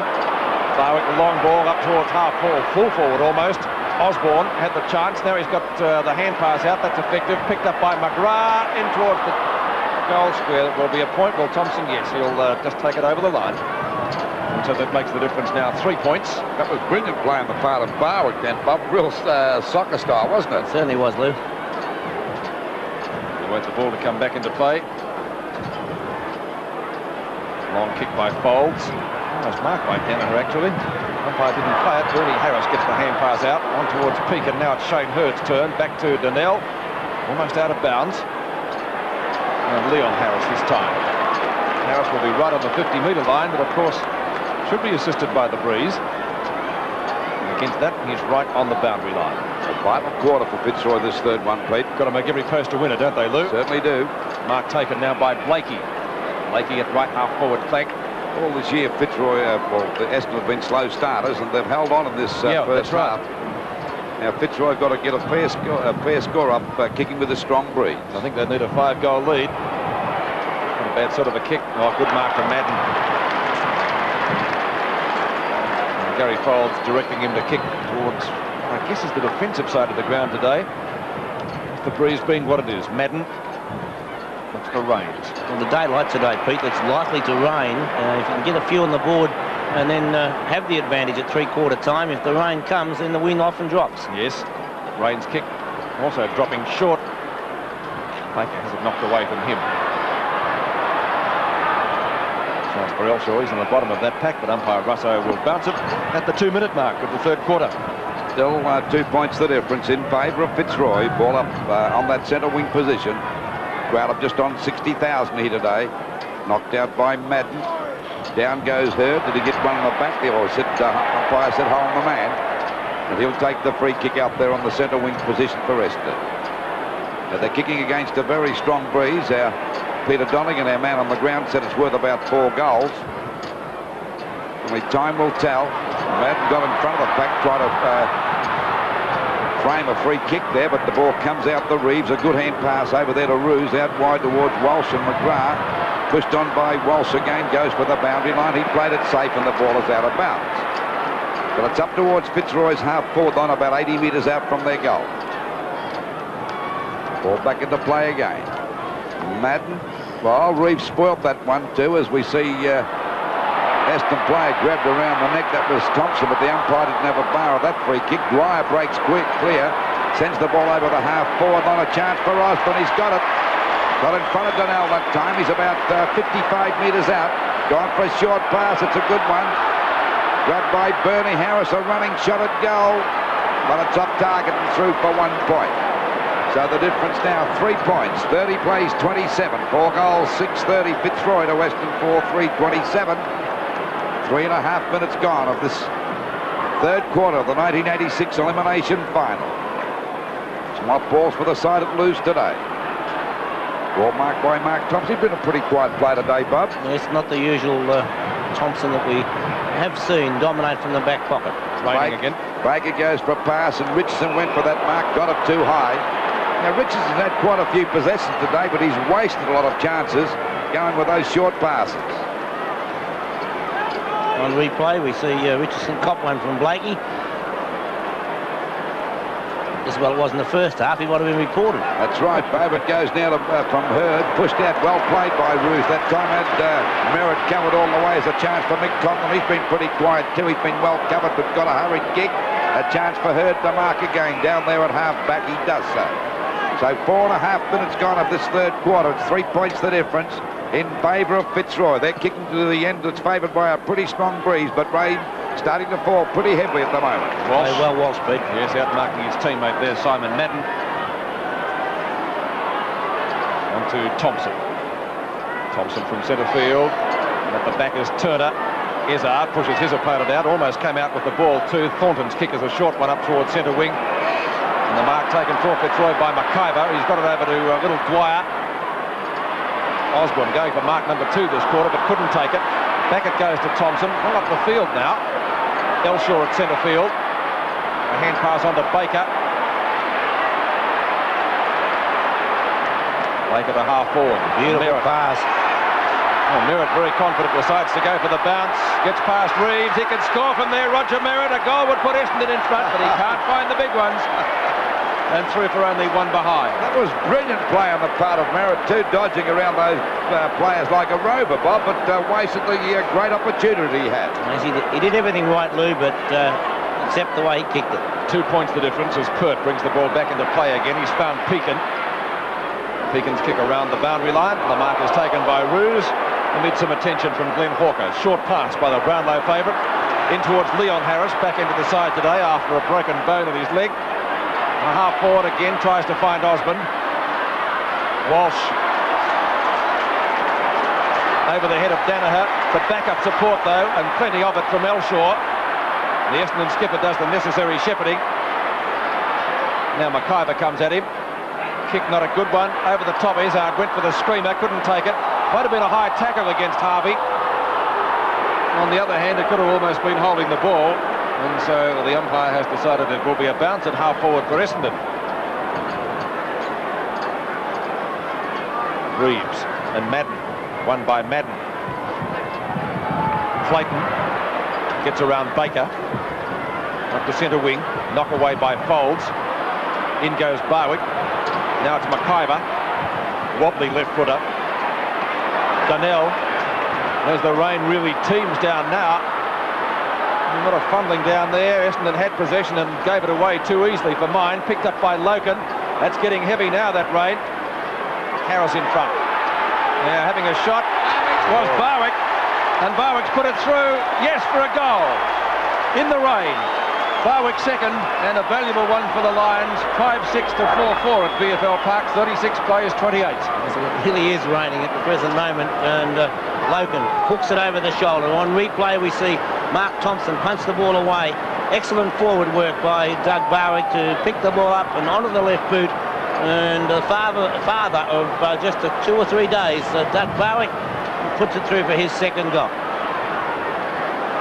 2 goals to Barwick, 1 to McIver, 1 to Laurie and 1 to Osborne. The goal kickers for Fitzroy. The Lions by 8 points, 7.5 minutes into a wet third quarter. A very valuable goal kicked by Barwick. Ball pushed back down towards the Blakey. Blakey drives it up to the half-forward line. A punch out that time by Mick Thompson. Dwyer going in after the ball. He doesn't mess about this little fellow. I thought it might have been a push in the back, but the umpire said no, it'll be a ball up out there towards the edge of the square. Now towards Fitzroy's half-forward line. They're in front by 8 points. We're just on the 8-minute mark of this third quarter of the 1986 elimination final. Knocked out by Reeves. Ball picked up by Fowles, kicked out wide towards the wing position, and it'll be out of bounds, so there'll be a throw-in from that centre wing position. Well, Fitzroy, that goal, Bob, is worth about 4 under these conditions, isn't it? Yes, it'll be interesting to see whether the wind keeps going or whether it drops with the rain, Lou. Knocked out by Matt. Richardson gets a hurried kick, but a poor one. Harvey fumbles, but he's clear now. Boots the ball down towards the full forward position. Chance for Van der Haar, but Perth's got him well covered. He certainly put Salmon out of business now. He's a true defender, Perth, isn't he? That's right. He won't take a mark unless it's absolutely sure, Bob. 8 points the difference. The ball out of bounds about 40 metres around from the bomber goal. Knocked out by Madden. Goes after it again. That's Thornton getting a hurried kick back there to Loken. Falling over was Hurd. This gave Loken the break to get clear. Drive the ball off the side of his boot. Not a good kick, and this fellow we said wasn't playing too well in the first half has bounced back into business in this third quarter. That's Thompson. Cross towards Baker, fumble, grabbed by Leon Harris, punches the ball away beautifully. Over it goes to Blake. He took too long to get rid of it. A good hand pass from Rains. That was a ripper bit of play by Rains. Out to Richardson and half forward. Goes for a pass. Trying to find Hawker. They missed it, the Fitzroy defence, but Hawker fumbles it. Very slippery out there, and players finding it very hard to get clear. Duckworth at the bottom of the pack, and the umpire will ball it up. Well, Duckworth having a word to the umpire, but I don't think Peter Cameron's going to take any notice. Not much notice of that. He was appealing for a free kick, saying that he got one in the back. Knocked out by Matt. Back to Duckworth again. He's grabbed, gets a hand pass back to Ezard, who's been a very quiet player. He's on his feet now, gets a hurried kick back. Oh, Van der Haar back to Hawker, tapped down. Has a go for Elshaw. He might have got this one. 1 point. So they're really struggling, the Bombers. He had the chance of a lifetime. 7 points the difference. 5 goals, 6-36 Fitzroy to Essendon. 4 goals, 5-29. Golden opportunity missed, and only 1 point would have been a valuable goal. That's a long kick almost up towards the centre wing position. McIver the opportunity. Roos in pursuit. Danaher. Roos has kicked towards the left half forward flank. Walsh up in front. Couldn't complete the mark. Thornton tries to crash his way through. Plenty of red and black Guernseys there. Harvey's hand pass is picked up by Michael Thompson. Around to the centre wing position. The palm on from Merritt. Finds Hurd. Gets clear of Loken. Short pass by the Bomber defender. The mark taken by Madden. Madden on right centre wing. He's gone for a short pass. That's effective down to Duckworth. Duckworth again. Short to half forward. Hawker seemingly everywhere. Marks but 50 metres from goal. Poor defence by Fitzroy. Bomber players everywhere. Richardson a clear shot at goal. 4 points. Bombers back in business. In no uncertain terms. 5-6 to 5-5. The Lions by a point. It's a lovely piece of football there. Good teamwork by Essendon. Whereas on replay we see Hawker go short. Richardson steadying, playing on, and a lovely kick by Richardson. And we know what great skills Mike Richardson does have. Richardson's first goal. Essendon's leading goal kicker is Billy Duckworth. He has 2. Other contributors have been Baker and Hawker. On Sevens Big League, we approach the 12-minute mark now of the third quarter. Only 1 point the difference after that goal from Richardson. And Fitzroy's lead, of course, at the moment not enough because Essendon will have the breeze in the final term. Reeves onto Dwyer. Dwyer out towards the left half-forward flank. Donnell. Essendon playing with a lot of confidence now after that goal. And it really was a morale booster against the wind. So a boundary throw-in some 50 metres from the Fitzroy goal. Essendon's defence is rock-like at the moment. Madden and McGrath. Won by Madden. No one getting clear there. Now it comes out to Hawker again, covering a lot of territory onto Izzard. Izzard's kick dropping short, and the mark taken by Reeves on centre wing. And Reeves with the ball there on that centre wing position. Goes for a hand pass. It's okay. He's found Blakey. He's got a paddock to run and goes for the long kick. Lobs it up to the full forward possession. They go now for Conlon. Breaks clear. He's grabbed. Umpire call play. It's out of bounds on the foot. It'll be a penalty free kick to Fitzroy. But Conlon's found it very, very hard to get kicks today. He's been well covered. Only 3 kicks, Lou, and 1 handball. Now the ball will go down there to Fitzroy. And it's Bernie Harris to take the free kick in the forward pocket to point the difference. Fitzroy kicking with the breeze. I think that breeze may have dropped. I don't know. I think I thought it may have dropped, but I don't think so. Waiting on Harris from about 30 metres out. Barwick giving a lead, but it's ignored. There's the kick. We'll wait on the result. It's 1 point, so it's 2 points the difference. 5 goals, 7:37 Fitzroy to Essendon, 5:35. 13 and a half minutes gone of this third quarter, the 1986 elimination final. Short pass, dangerous. It's okay, and it's marked here by Bate, who's played a fine game today. It's still a dangerous kick, that one, though, Lou. I'd reckon, but I'd go for the long kick, kicking against the breeze. There's a go now for Mark Thompson. We mentioned about him not playing so well in the first half, but he's come to light in this third quarter. Up towards Van der Haar, flies. He's got it. I think this might be Van der Haar's first mark. Is it out of bounds? No, it's okay. Van der Haar's got the all clear to play it up there towards the forward line. Coming out as Duckworth. Bumbles Hitchens right into his back. Ball tapped back, picked up by Thornton. Takes it away from that back pocket position. A good mark taken here by Pekin. I thought this fella played a fair game in the first half too, Bob. He's a good solid game, Lou. He's put the Rovers out of business.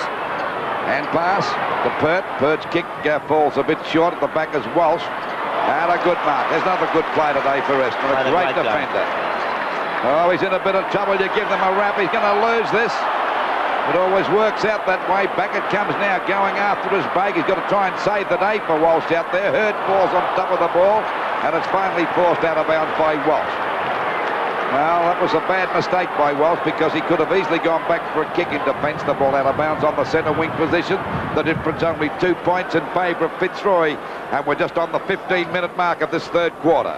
Madden and Reeves again contesting. It's won by Rains, and a mark almost to Thornton. I think I'd be paying that one. Thornton from the right half-back flank. Mark taken down there for Fitzroy by Pekin. As Lou said, has played a pretty good game so far. Harris. That's Leon Harris. Of course, he's been out, for 6 or 7 weeks with a broken leg. Might have been more than that. I think you're about right, Lou. Conlon tried to mark it one hand against Michael Thompson. Barwick put the body in well. Folds. Short kick up towards the square, and Richardson, he fumbles. Now a chance for Fitzroy. Logan goes for the hand pass. That was, who's on the bottom of that? It was Harris again. Now it's back to Turner. One of Essendon's best is their skipper, Danaher. A wobbly kick, though, out to Harvey. Well tackled by Roos. Roos certainly making it difficult for him. Wins out. Umpire's found a free kick going Essendon's way to Harvey. Let's take a look at that again in the back, I dare say, but a little bit unfortunate. Merritt, a juggle, onto Richardson.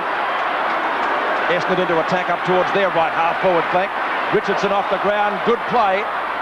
Van der Haar missed it. Pert. And Pert content to take the ball over the boundary line. Didn't really try too hard to keep it in play. Well, Van der Haar in form wouldn't have missed that, Bob. I think he was getting ready to tap the ball on. Lou was there having a bit of tapping going on now.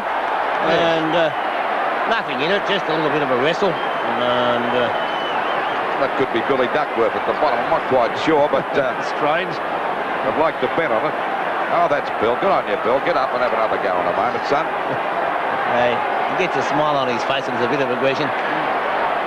But you've got to have those players when you're playing in the finals, Bob, don't you? But talking about Van der Haar, he did signal to Duckworth that he was going to try and tap it on, and I think in doing that, he took his concentration a little bit off the ball, and that was the only reason he missed it. So boundary throw in Essendon's right forward pocket. Crowd certainly coming to life. Madden and Reeves Hinchin and Duckworth still having a few little words. Neither ruckman got a tap at it. Thornton and Harvey. And umpire John Russo will bounce it. Hasn't been the most attractive game to watch, but it's been pretty tough out there. 2 points still in favour of Fitzroy. The defensive skills of both sides are to be admired, Pete. That's why it's, no side is able to get a break. Merritt to Duckworth. He's slung pretty quickly by Hinchin. Out it goes to Blakey. In pursuit is Richardson. Blakey's kick is long, up over the centre line. Danaher tries to mark. Walsh backs him up, though, well. He won't fumble this time, Kevin Walsh. Brings the ball well and truly out wide, and a good mark is taken by Rains on centre wing. Rains decides to play on. He'll go for the long kick. Oh, it's a long kick over the half forward, and a chance for Harvey to mark. He doesn't let him down. He's got it out there at half forward, about 60 metres out from goal. Quickly plays on, looking there for Hawker, found him. And in my way of thinking, the Bombers are starting to look a lot better now. Short pass. Would you have taken McIver away from Rains? But would you have taken McIver away from Rains? I certainly wouldn't have, Bob, because I thought that McIver was one of their, well, just about their best player. They're waiting now for Vanderhaar. He's had a bad trot over the last 7 or 8 or 9 weeks with a bad injury. There's a broken leg. That's a goal. And that's put the Bombers in front, and that's a pretty handy goal against the wing. 6 goals, 5-41. For Fitzroy, 5-7-37. Vanderhaar's first goal, and it gets Essendon into the lead. They lead by 4 points, and as Lou said, against the breeze, that's a pretty good position to be in. Well, there's no doubt that it's been Essendon's quarter so far.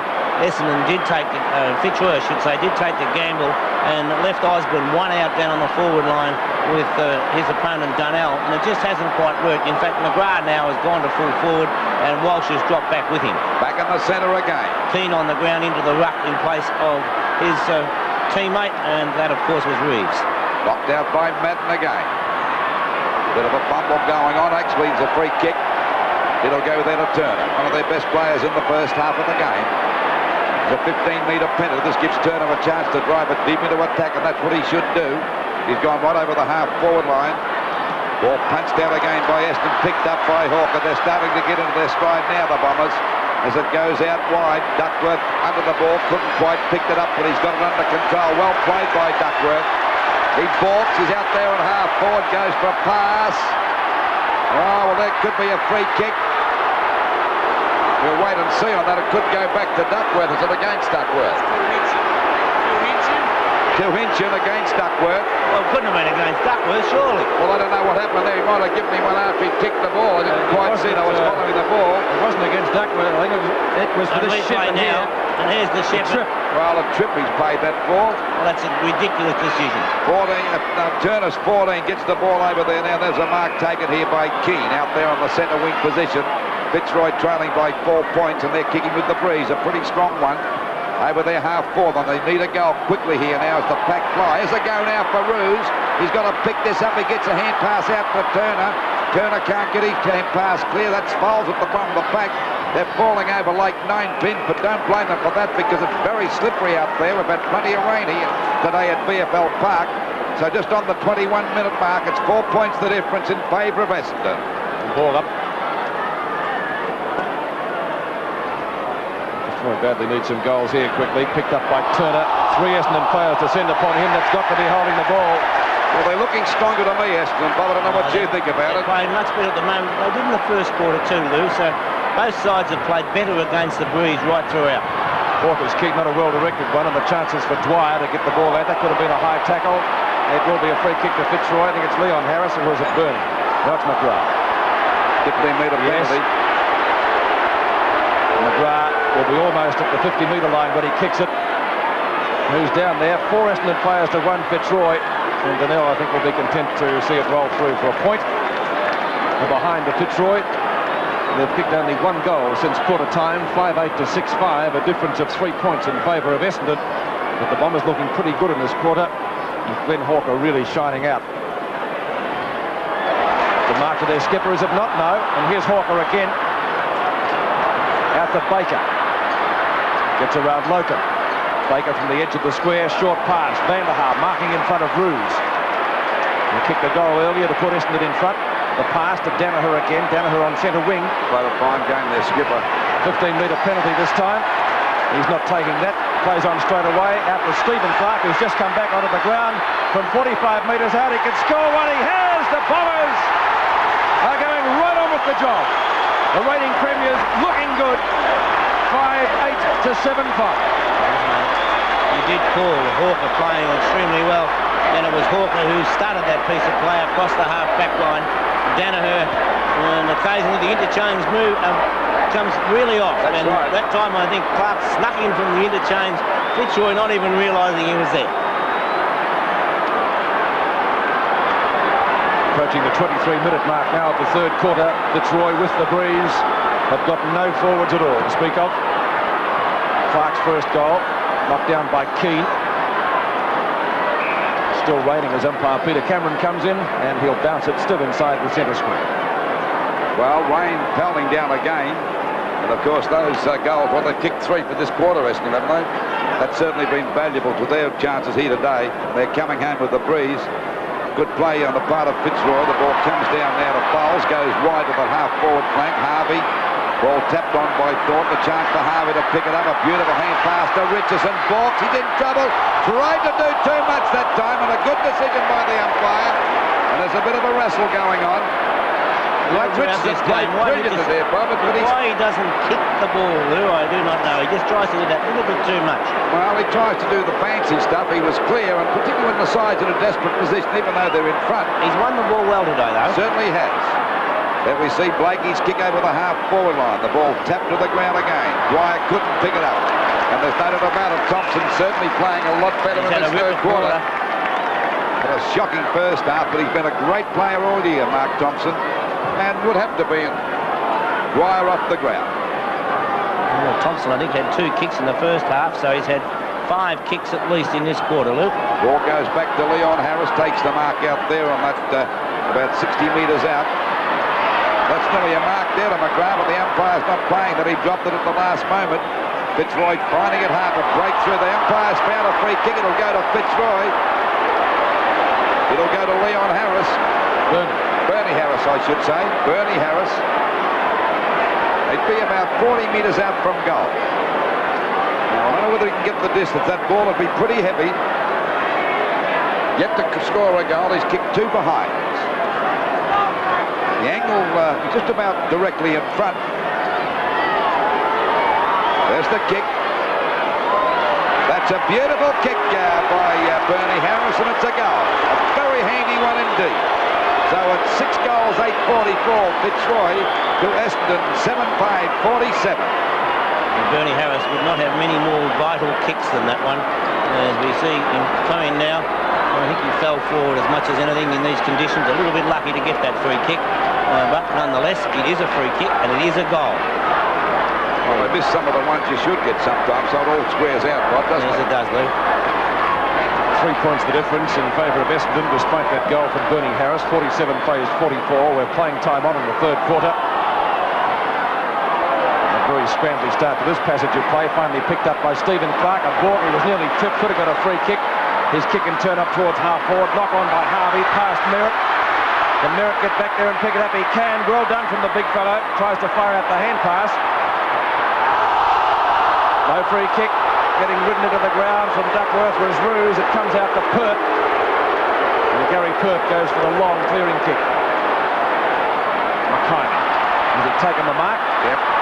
No, he hasn't. I thought it was. I thought it was too, Pete. I think the umpire indicated it may have been a mark, and I think that made McIver hesitate a bit. He's played a great game too, this fellow. McIver 7 kicks and 11 handballs so far, or maybe Shane Hurd got a hand to that first, and perhaps Still a that's the mark reason. for mine. Down by Big Madden. Leon Harris breaks clear just as the whistle goes. I don't think Leon's too impressed by that. He has to give the ball back to the umpire. Kicks in favour of Essendon, 149 to 123 today, and their marks nearly double, 54 to 30. Bombers still leading by 3 points. Chance for Hawker, who's been an excellent player in the third quarter. Tried to find Baker. He was up in it. Didn't have the ball. Leon Baker just short of the left half-forward flank. He's played an excellent game, Baker. He always gets a lot of kicks. Had a great game in the grand final last year. He's had 15 kicks so far today, 5 marks and 1 handball.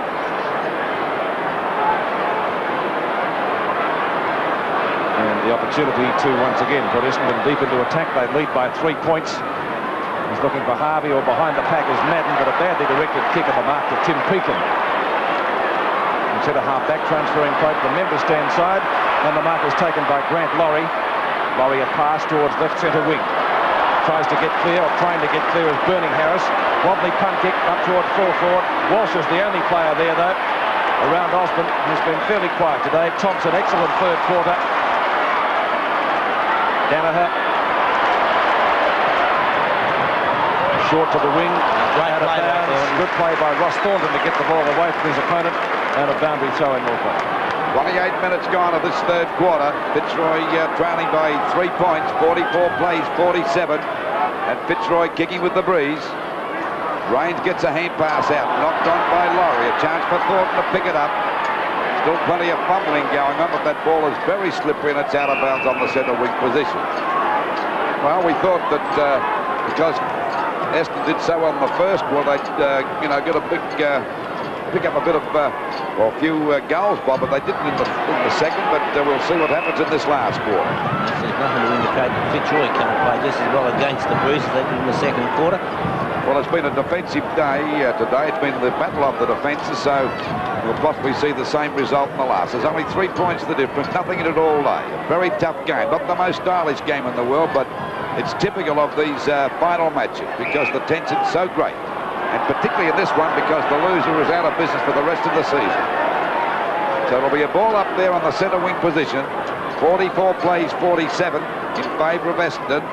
Just over the 29-minute mark of this third quarter of the 1986 elimination final. Well, he had no chance of getting clear that time, Clayton, and the umpire will ball up still on that centre wing position. A bit of a stalemate here at the moment. Siren just about to go for three-quarter time. Well, they haven't been long quarters, Pete. Scoring very low.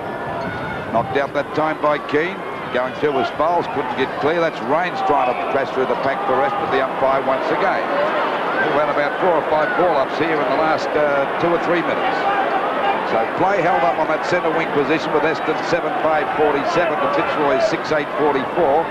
Plenty of players gathered around this knockout. Knocked out by Madden. Harris went without the ball that time.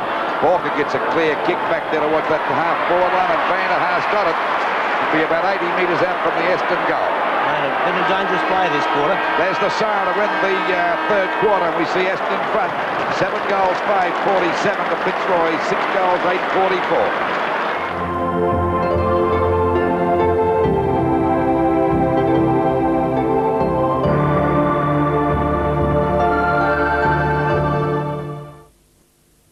Three-quarter time in an elimination final, and Essendon have overtaken a 1-point deficit at half-time to lead by 3 points, but probably had reasonable control of the quarter in general play, Burn.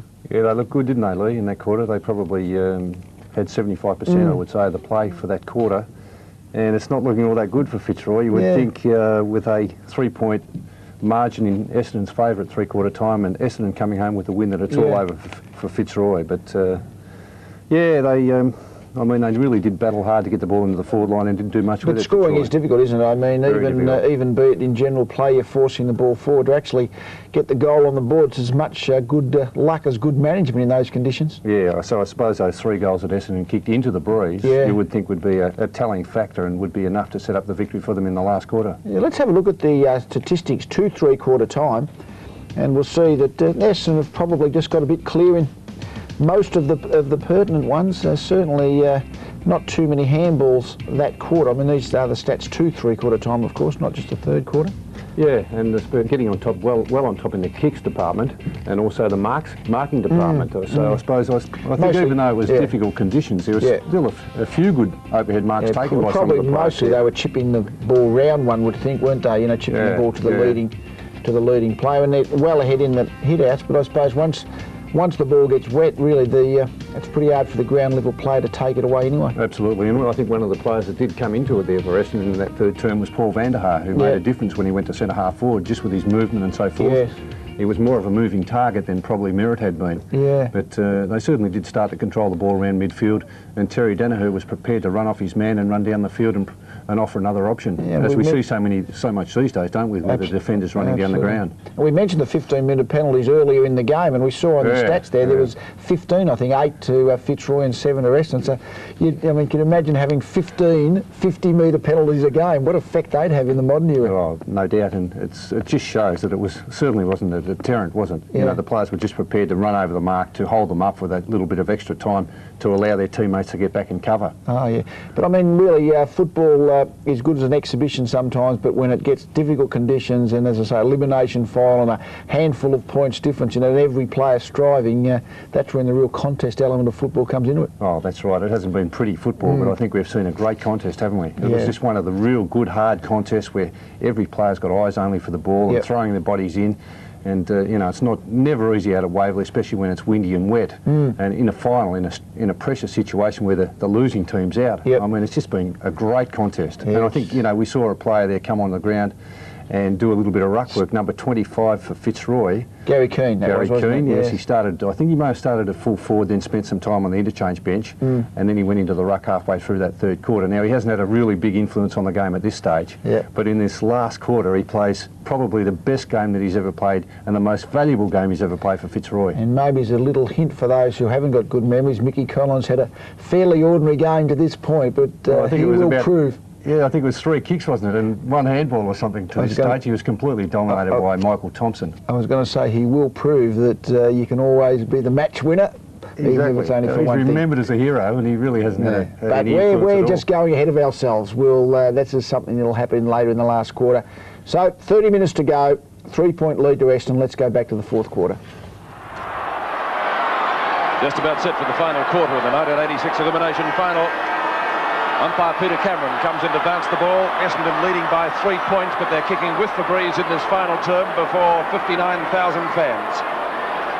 Salmon starting off in the ruck, and the Bombers starting well through Richardson, down to half forward. Clark, he kicked one in the third quarter, gets dispossessed pretty quickly. Back it goes to Turner. Short to Leon Harris, centre half back. Oh, Richardson tackles too high. He stopped him though nonetheless. So the result was the desired one. This is Roos. Reeves onto Turner, moving well downfield. Gets around Harvey, but the kick is high to half forward. Oh, McIver as he grabbed that very nearly. Danaher had a great game for Essendon. Out to Mick Thompson. Logan. Clayton kick is short. Big pack of players down there. Donnell down. Bernie Harris. Oh, he didn't see Condon in the goal square, but the kick is okay. It's a goal. Oh, what a shot. That's his second, 7-8 to 7-5, and Fitzroy hit the front. That's their first goal at that end of the ground. Just how important was that goal straight after the last quarter, Bob? An absolutely vital goal. I did think that it should have been a mark to McIver further up the ground. But it matters not now. In fact, it's probably an advantage because a great snap goal by Bernie Harris, and that will lift the confidence of every Fitzroy player. 7 kicks to Bernie Harris, 3 handballs, and now 2 goals. Fitzroy lead by 3 points. We're set for a titanic finish, it looks like, in the Eliminator. Barwick gets offloaded. Now towards the edge of the square. Might be a free kick to Gary Foles. It will be for one in the back. And Foles to take the free kick near the centre wing position. Foles with the breeze. Foles' kick is long, towards half forward. Strong mark to Roos in front of the pack. Well, as you said, Bob, that there's a bit of a wrestle going on up the other end of the ground, about the centre half forward position. Great mark to Roos, and that goal would certainly give the side a lot more confidence. The ball hits the... we think Reeves may have been reported that Scuffles is picked up by Danaher. The kick is not a good one. It might have been Walsh. There's a chance now for Keane to get a hand pass back to McIver. Gets it back to Keane. They're in a bit of trouble. It's smothered. The ball, there's one in the back to Fitzroy. It'll go to Bernie Harris. Fitzroy get a goal here now. Leon Harris, I should say. We've got the 2 Harris brothers playing here today. 8 kicks to Harris, Luke. Well, he hasn't done badly since coming on the ground. Ball punched out again. Thompson went without the ball. They stack up here, and the umpire will ball it up right on the 50-metre mark in Fitzroy's attacking zone. So it's 50 points Fitzroy to Western 47 into this last quarter of the 1986 elimination final by just on 3 minutes. Well, that would certainly give them a bit of confidence, that last goal kicked by Harris. Particularly with the fact that there's no doubt that the breeze has dropped a little, Lou. Well, there's another bit of a scrimmage developing there, still around about the 50-metre mark. It'll be a busy night at the Tribune, wasn't it? Well, they keep on reporting everybody we will know on play next week. Knocked out by Salmon, not a good knockout. Turner tries to spin at the pack. Baker's collared as he tries to crash his way through the pack for Essendon, and the umpire will still ball it up. Well, it's still down there on Fitzroy's attacking line. That's right, something in their favour. 3.5 minutes gone, or just over 3.5 minutes gone of this last quarter. Grabbed by Walsh. It's been a fine play today. The kick was a grubber back towards the centre of the ground. There's a go now for the ball to be picked up by Kane. He gets a hand pass back to Winchell. Out there to Leon Harris. A hand pass over to Laurie, and Fitzroy looking good as they go back into attack. But coming across there is Salmon. Goes for a hand pass. It's grabbed by Duckworth. They've got him down. Thompson. It is Mark Thompson. Gets the ball wide out towards the wing position. Bruised the big punch. And the umpire still called play. It's picked up by Keane out there on the centre wing position. And Thompson drops that one. They're all pumping. That's Bernie Harris down there at the bottom of the pack, and the umpire will ball it up on Fitzroy's half-forward line. Essendon player down. That was the result when Roos came over the top. And Glenn Hawker. And Hawker has been an excellent player for 3 quarters, so... Especially in the third term, Bob. And so a bounce. Won by Salmon. Picked up by Stephen Clark. Where a mark is taken by Turner.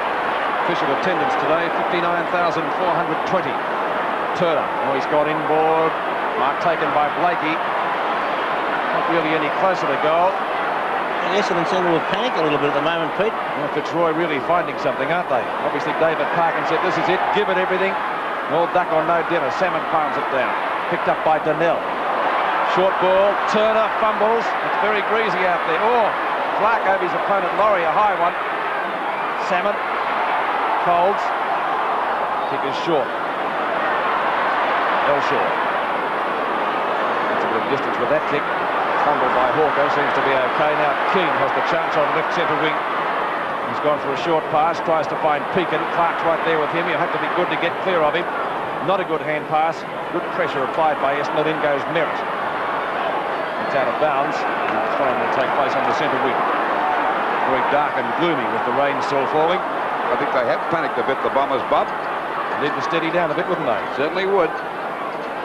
Here out goes Essendon's way. Picked up by Thornton. Bonnell doesn't get the bounce that he wanted. Finally, it's hit down to Thompson, who's been excellent since half-time.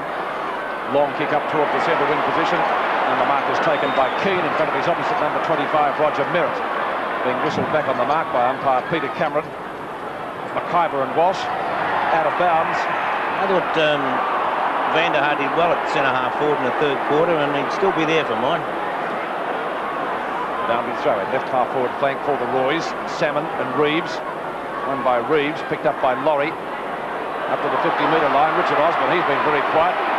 Essendon defender to get a good job on him. Here's a chance for Harris again. If he can get there off the ground, might have been the go. Hit the point post. It was kicked by Thompson of Essendon anyway. 7-9 to 7-5. Fitzroy lead by 4 points in a thriller at league headquarters. And Folds will bring the ball back into play as we approach the 7-minute mark. And of course, this rain would certainly help Fitzroy's cause, Bob, too. Won't do them any harm, that's for sure. Picked up by Harris again. Shoots it across towards the full forward position. Conlon truly marked that one. Grabbed by Mick Thompson. A hand pass coming out now. Umpire said it'll be a free kick. He was grabbed too high. He might have been a bit lucky to get away with that one. Out wide now to Clark. Clark and Turner going for this one. It'll go to the boundary line. Kept in play by Clark, and it was a wise thing as it went back to Leon Harris over to Turner again. He's been a fine player looking for Conlon. He's only had about 2 touches. He could kick a goal here. Straightens up, fires. It might be a goal. It is. Now it's 1 point.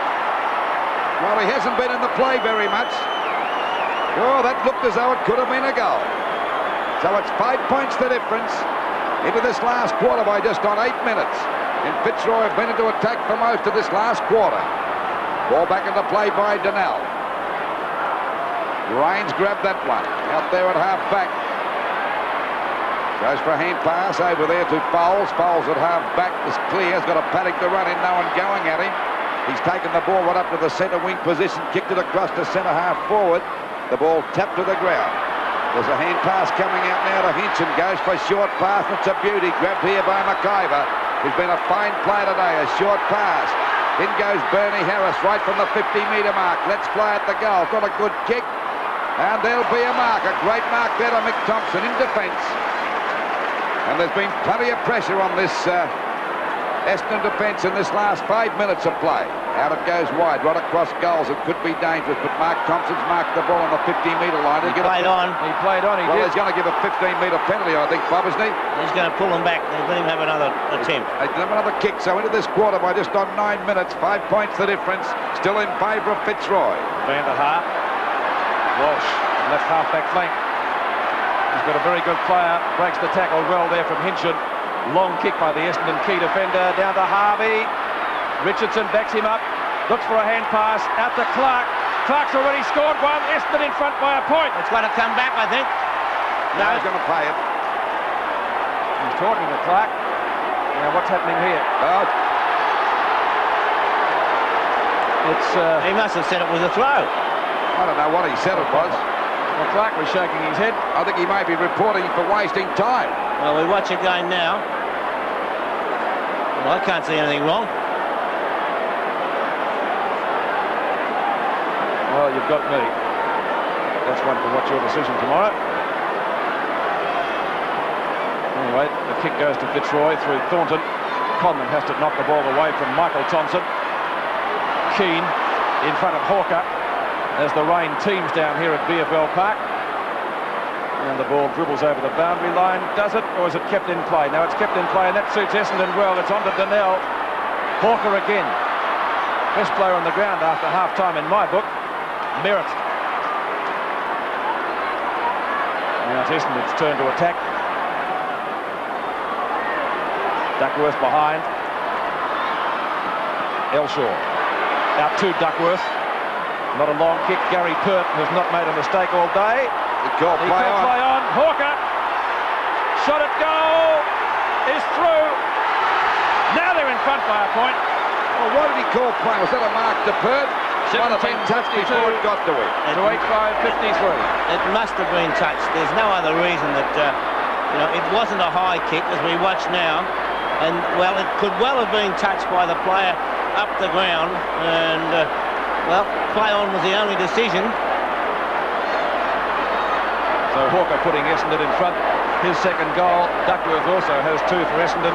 Stephen Clark 1, Baker 1, Richardson 1. And for Fitzroy, their main goal kicker is Bernie Harris. This is the 1986 Elimination Final. Van der Haar's on the back line, Pete. Walsh down on the forward line. 1 point the difference in favour of Essendon, and it is teeming. Just over the 11-minute mark of the last quarter. Knocked out that time by Salmon. Still a scrimmage developing. Rain absolutely pouring down here at VFL Park. Essendon in front by a point, and there's been nothing in it all day. Really been the battle of the defences. Salmon gets another knockout.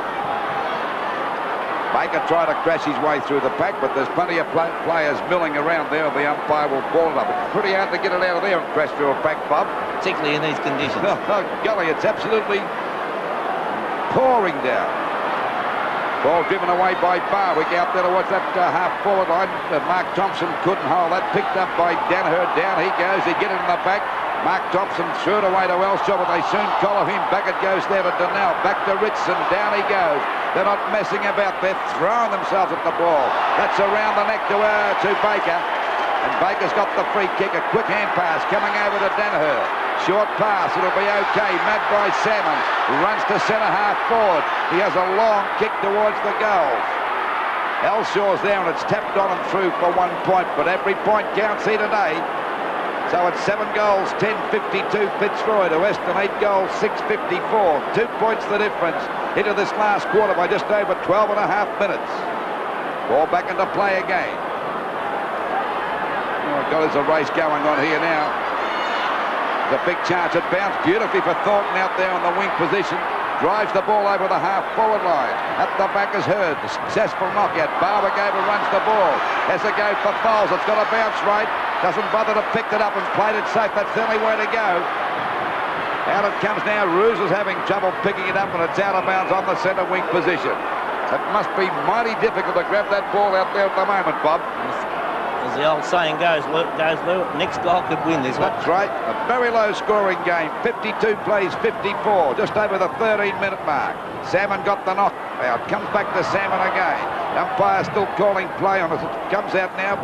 Well, no one can get clear. It's falling over like nobody's business, and the umpire's going to ball it up. Well, I suppose a wise umpire wouldn't pay a free kick amongst that mob, would he? Leon Harris might be a little bit sore. Here it is. Oof. They hurt in a day like today. Tears to your eyes. Salmon wins that one. Down to Turner, but he couldn't do much about it. I must agree with Bob. I think the next goal will probably win it. 14 minutes gone. Again, it won't be a long quarter. Odds favouring Essendon, kicking with the breeze and the rain or whatever. Salmon. Free kick, isn't it? No. Not played by the umpire to Conlon. McIver. Out of bounds on centre wing in front of the VFL Park members stand. And that's the best place to be this afternoon because patrons in the yard are getting drenched, and there are a lot of them. 59,000 the attendance this afternoon. Probably about halfway through the final quarter. Salmon tries a kick off the ground out to Osborne. Donnell in pursuit.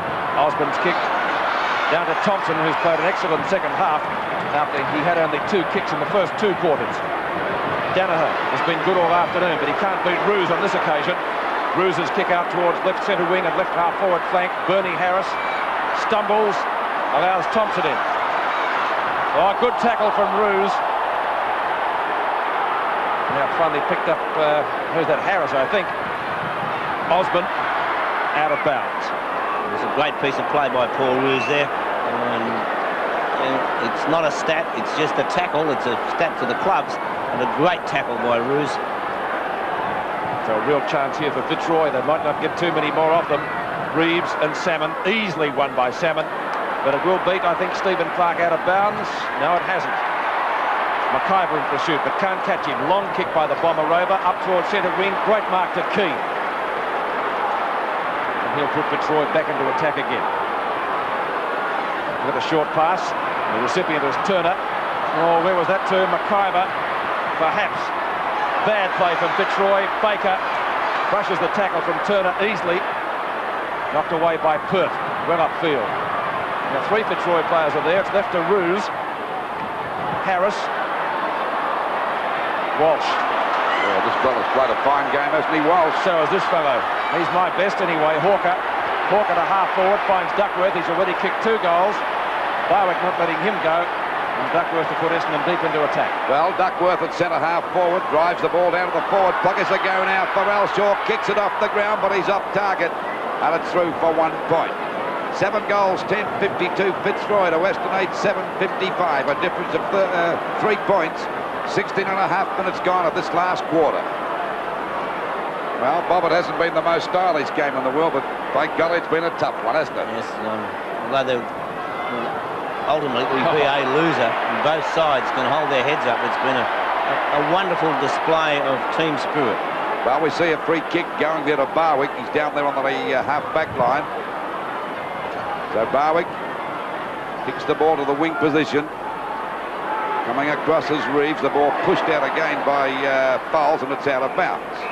So it's out of bounds on the centre wing position with Essendon 8 goals, 7-55 to Fitzroy 7, 10-52. Salmon got the tap down. Elshaw couldn't get clear. They pounce, and that's McIver grabbing him, and he's played a fine game for Fitzroy today too. It's been a battle of the defences. Forwards finding it very difficult, but the conditions certainly don't favour the forwards today. Knocked out by Salmon again. Back it comes to Blakey, but Clark's got him covered. Clark trying to get clear. He ducks the head. Oh, nicely taken away that time by Fitzroy.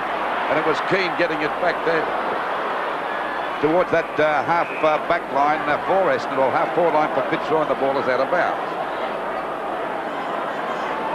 Waiting now for the ball to come back into play. Still 3 points the difference, and we approach the 18-minute mark. Knocked out by Salmon. Back it comes to Clark. Clark hooks it back with the left boot up towards that half-forward line. Oh, Walsh flies over the top of the pack, just about marked it, but he's driven it down towards the 50-metre line on the attacking zone. And Walsh has been a very good player today, hasn't he? Played a great game, Lou. And in fact, I doubt very much whether I would have moved him to the forward line. So good was he in the back line. But even so, Kevin Sheedy obviously felt that the way Walsh was playing, he'd give them the lift there, and he's done just that. 14 kicks, he's had it in 5 marks. It goes to Richardson. I think that rebounded off a knee or whatever. Yes, touched. So a boundary throw in again. Essendon, I feel, have just about got Fitzroy's measure. There's only a few points in it, but... Hell, you need to score, Pete, either way. Yes. I wouldn't like to say that yet, Pete. Well, Fitzroy don't look like scoring too many goals. Essendon aren't exactly getting a lot of them either. But they're doing most of the attacking and kicking with the Blues. Anyway, we've got about probably 10 minutes left for play. Well, I think Bob may have hit the nail on the head when he said the next goal could win the game. Couldn't agree more. Of course, if Essendon get it, they will win it, because they've already got an advantage of 3 points. Out to Folds. And Folds is a left half-forward flank. And he gets a 15-metre penalty, which will bring him up almost to the 50-metre line. And against McIver. A play on call. Long kick by Folds. Merritt in front. Walsh went free. Richardson. Walsh doesn't know which way to go. Now he gets clear. Well off target, though, out of bounds on the full. It will be a free kick to Fitzroy, and the recipient in the left back pocket will be Thornton. Roger Merritt being told where to stand on the mark. Doesn't do so, so gets a 15-metre penalty against him. And it's still teeming down. Rains. Leon Harris. Looks around Danaher. Looks for and finds Graham Hinchin. Just gets clear of Duckworth. That might have been on the shoulder. The umpire says no. Donnell's in the bottom of that pack. Can't pick it up. Tries to scoop it out effectively, but picked up by Paul Roos. Roos's kick is a short one. Barwick in front. Folds. Good play. 2 Essendon players are there. It's left for Baker, one of their leading kick getters. Down goes McIver. Hurd breaks the tackle well from Loken. Short pass in towards centre field. Mark to Walsh. Danaher, 2 of Essendon's best. Elshaw.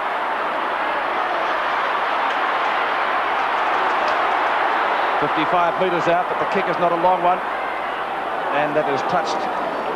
1 point, 4 points the difference in favour of Essendon, so Fitzroy must get a goal soon if they're to have any chance of advancing to the first semi-final. 56 plays, 52. 21 minutes gone. The ball out there to the half-back line. A chance for Turner. We see Clark fall over. Turner's out there on his own. Oh, he's got to get rid of this. Back it comes now to Pekin. Pekin with a hand clasp of Barwick. Down he goes. The ball comes back, but the umpire's playing the advantage rule. He was playing a free kick. Over it goes to Turner again towards the centre of the ground, and a good mark taken here by Leon Harris. Leon Harris quickly off the mark, away from Thompson, kicks it out to that half-forward line. Rains was held on, didn't have the ball. That was against Bernie Harris. And he'll take the free kick out there at half-back. Essendon in front by 4 points. There's no doubt about the free kick. I'm sure Bernie Harris doesn't need to be told. 52 plays, 56 as we approach the 22-minute mark. Fitzroy badly needing a goal. Ball tapped down. Thompson backing up well, goes without the ball. The umpire still calling play on. In comes Billy Logan, sockets it off the ground. A chance now for Harris to get clear. He was grabbed, didn't have the ball by a mile that time, but the umpire giving plenty of latitude as it goes over the line and out of bounds again. Out there towards the centre wing position. Well, you've got to earn the free kicks. 4 points the difference. Just over the 22-minute mark of this last quarter.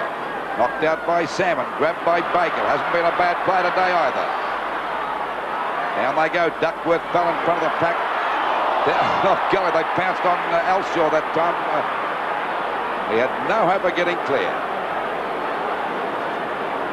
I think it might have been Elshaw or Hawker that went down. Blakey was on the bottom of it anyway. Yeah. Well, Richardson, was it? Well, they've all got wet hair out there. They're all blondes have gone dark. Ball back there towards the wing position, and there's a good strong mark to Danaher. They're the sort of mark when a captain takes that and lifts the entire side, doesn't it? He's been a great captain today. 11 kicks, 7 marks. Giving the ball across towards the centre of the ground. Coming in to meet it now is Merritt. Merritt couldn't pick it up, perched there with him too. They're falling on top of Merritt. And the umpire's going to ball this up towards the centre field position, out towards the edge of the square. So it's 8 goals, 8-56 Essendon. Essendon's indirect play, Lou, is not helping them, I don't Certainly not, Bob. 7-10-52, a difference of 4 points. And we're just over the 23-minute mark of this last quarter. Certainly won't be a long one, Lou. Now Reeves, the opportunity. Oh, doesn't know what to do with it, Reeves. It's left to Baker. Shows him how to do it. Attempted knock-on by Hawker. In fact, it was a successful knock-on. Down to Hinchin and Duckworth. Hawker again. Harvey. Beautiful blind hand pass onto Merritt. Merritt from 50 metres out could sew the game up with a goal. But 1 point. So Fitzroy need a goal now to put them in front. 5 points in favour of the Bombers. 7-10 to 8-9. 36 very wet players out there. And another 59,000 spectators likewise. This is Keane. Good tackle by Rains, but out to Leon Harris. Now they've got to do something with this forward thrust. McIver gets cannoned into by Frank Donnell. No 15-metre penalty. McIver from left centre wing. Osborne, Conlon, Mick Thompson, well played. He'll be content to see the ball out of bounds. Pekin. Now it's over the line. 24 and a half minutes gone, so probably only about 2.5 minutes left for play. Fitzroy's season, I feel, is just about over. Reeves and Salmon. Clark and Turner. Clark wins that one. Oh, should have been a mark taken by Keane. The umpire has played it to him. Now he's got to bring it back. Keane from the left half-back flank. Time ticking away. We're into time on, Luke. Certainly up. They just over the 25-minute mark. 5 points the difference. And Rains looked for a pass. Why don't they go long with it? Kick with the wind. I don't know why they're messing about with the ball so heavy. Laurie tries to tap it on over to McIver. He's grabbed. Hawker's there too. They pile up. Well, there was nearly a throw out that time. Kicked out wide. A chance for Rains to grab that. A hand pass coming back to Hurd. Couldn't grab that. Plenty of fumbling going on. As we see Harris kick the ball high, but it doesn't travel far. Pushed out that time by Salmon over to Hawke. He was grabbed, didn't have the ball. Oh, holding the ball against him. Huh. Well, I thought it went the other way that time. Down it goes to centre half forward. Bowles taps the ball back. There's a chance now for Thompson to get clear. Grabbed by Conlon. It goes back to Richardson. A hand pass over to Van der Haar. He's clear out there in the centre wing position. That's the way to go. A long kick, but there's nobody there. And the ball taken in defence that time fought by Keane. Keane's kick is out wide. The ball driven back out towards the wing position. Conlon overruns it. Mick Thompson's grabbed, but doesn't matter. Hurd gets a hurried kick. It doesn't travel very far, but this will suit Essendon. Richardson ran into a brick wall. He's lost that. It's on the ball. And the Fitzroy side have still got a chance as the ball comes down there now. Harris dodges, he's clear, goes for the long kick. If they get a goal here, Conlon's got it. He could kick a goal to put him in front. He has. Huh. They're in front. By a point. By a point. And they might have won the game here. What a sensation. Oh, well, he's only had a touch all day, this fellow. He's got the goal that could have won the match. He's had 5 kicks only. He's got the ball that kicked the goal. Watch it again. Good play on the part of Harris. Leon Harris puts it out. A lovely pass for Conlon. And he cannot afford to relax at any stage. There won't be much time on it all. 27 minutes gone now, Bob. Well, they've got to get a goal now, the Bombers.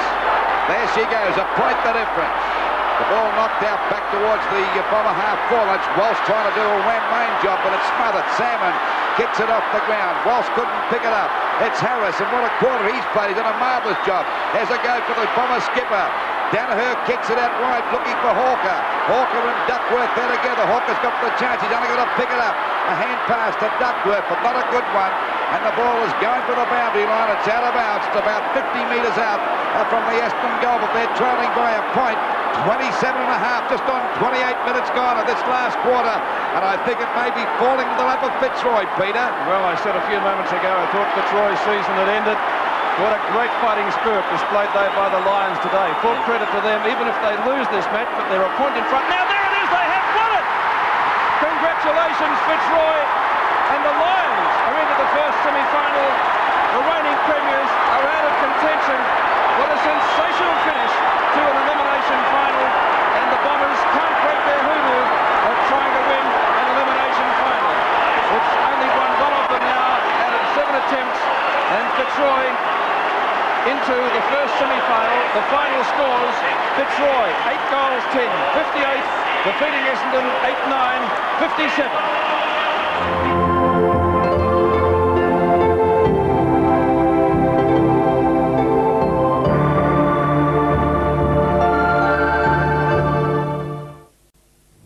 We told you at three-quarter time to watch out for Mickey Conlon, and kicked the final goal in a 1-point victory to Fitzroy Burn. It was all G&D, wasn't it, Lethal? They got them home. I mean, you look at the stats, and Essendon won just in about every department. But some courageous efforts by some of those Fitzroy players, especially I didn't pick the player up who did the smother on Kevin Walsh after they kicked that goal as he got the ball out of the middle, but it was a fantastic smother that just gave the Fitzroy players a chance to regroup and get the ball moving towards the forward line again. Bodies going in everywhere, wasn't they, really? Yeah. But I think Essendon kicked, 4 consecutive behinds prior to that goal from Mickey Conlon. And we said you can have a bad day, but in a close game you might be the hero, and he was. Exactly, and there was also the shot from Kevin Walsh that went out of bounds on the full from about 20 metres out.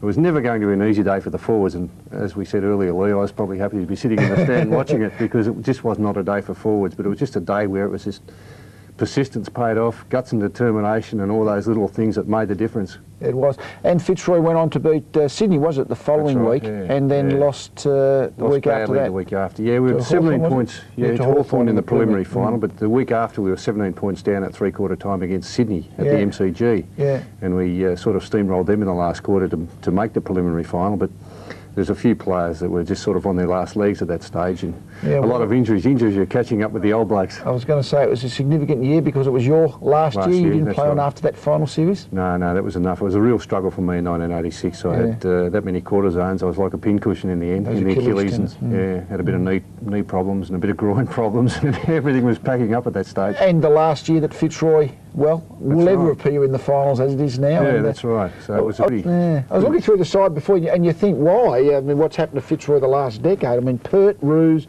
Blakey, Barwick, McIver, Osborne and Pekin have all gone to other clubs and played really well, and probably played finals football, I think, at those other clubs. Yeah, they have, and they've been significant players, haven't they? And it wouldn't surprise me at all if Paul Roos won the Brownlow this year, the way he's been going in Sydney. He's been fantastic. But I mean, you have players like yourself that end up retiring, but when that core of players ends up leaving the club for whatever reason, it's pretty hard for the club to survive and play well. And at that period, we had probably 2 of the best defenders going around, Gary Pert at full back.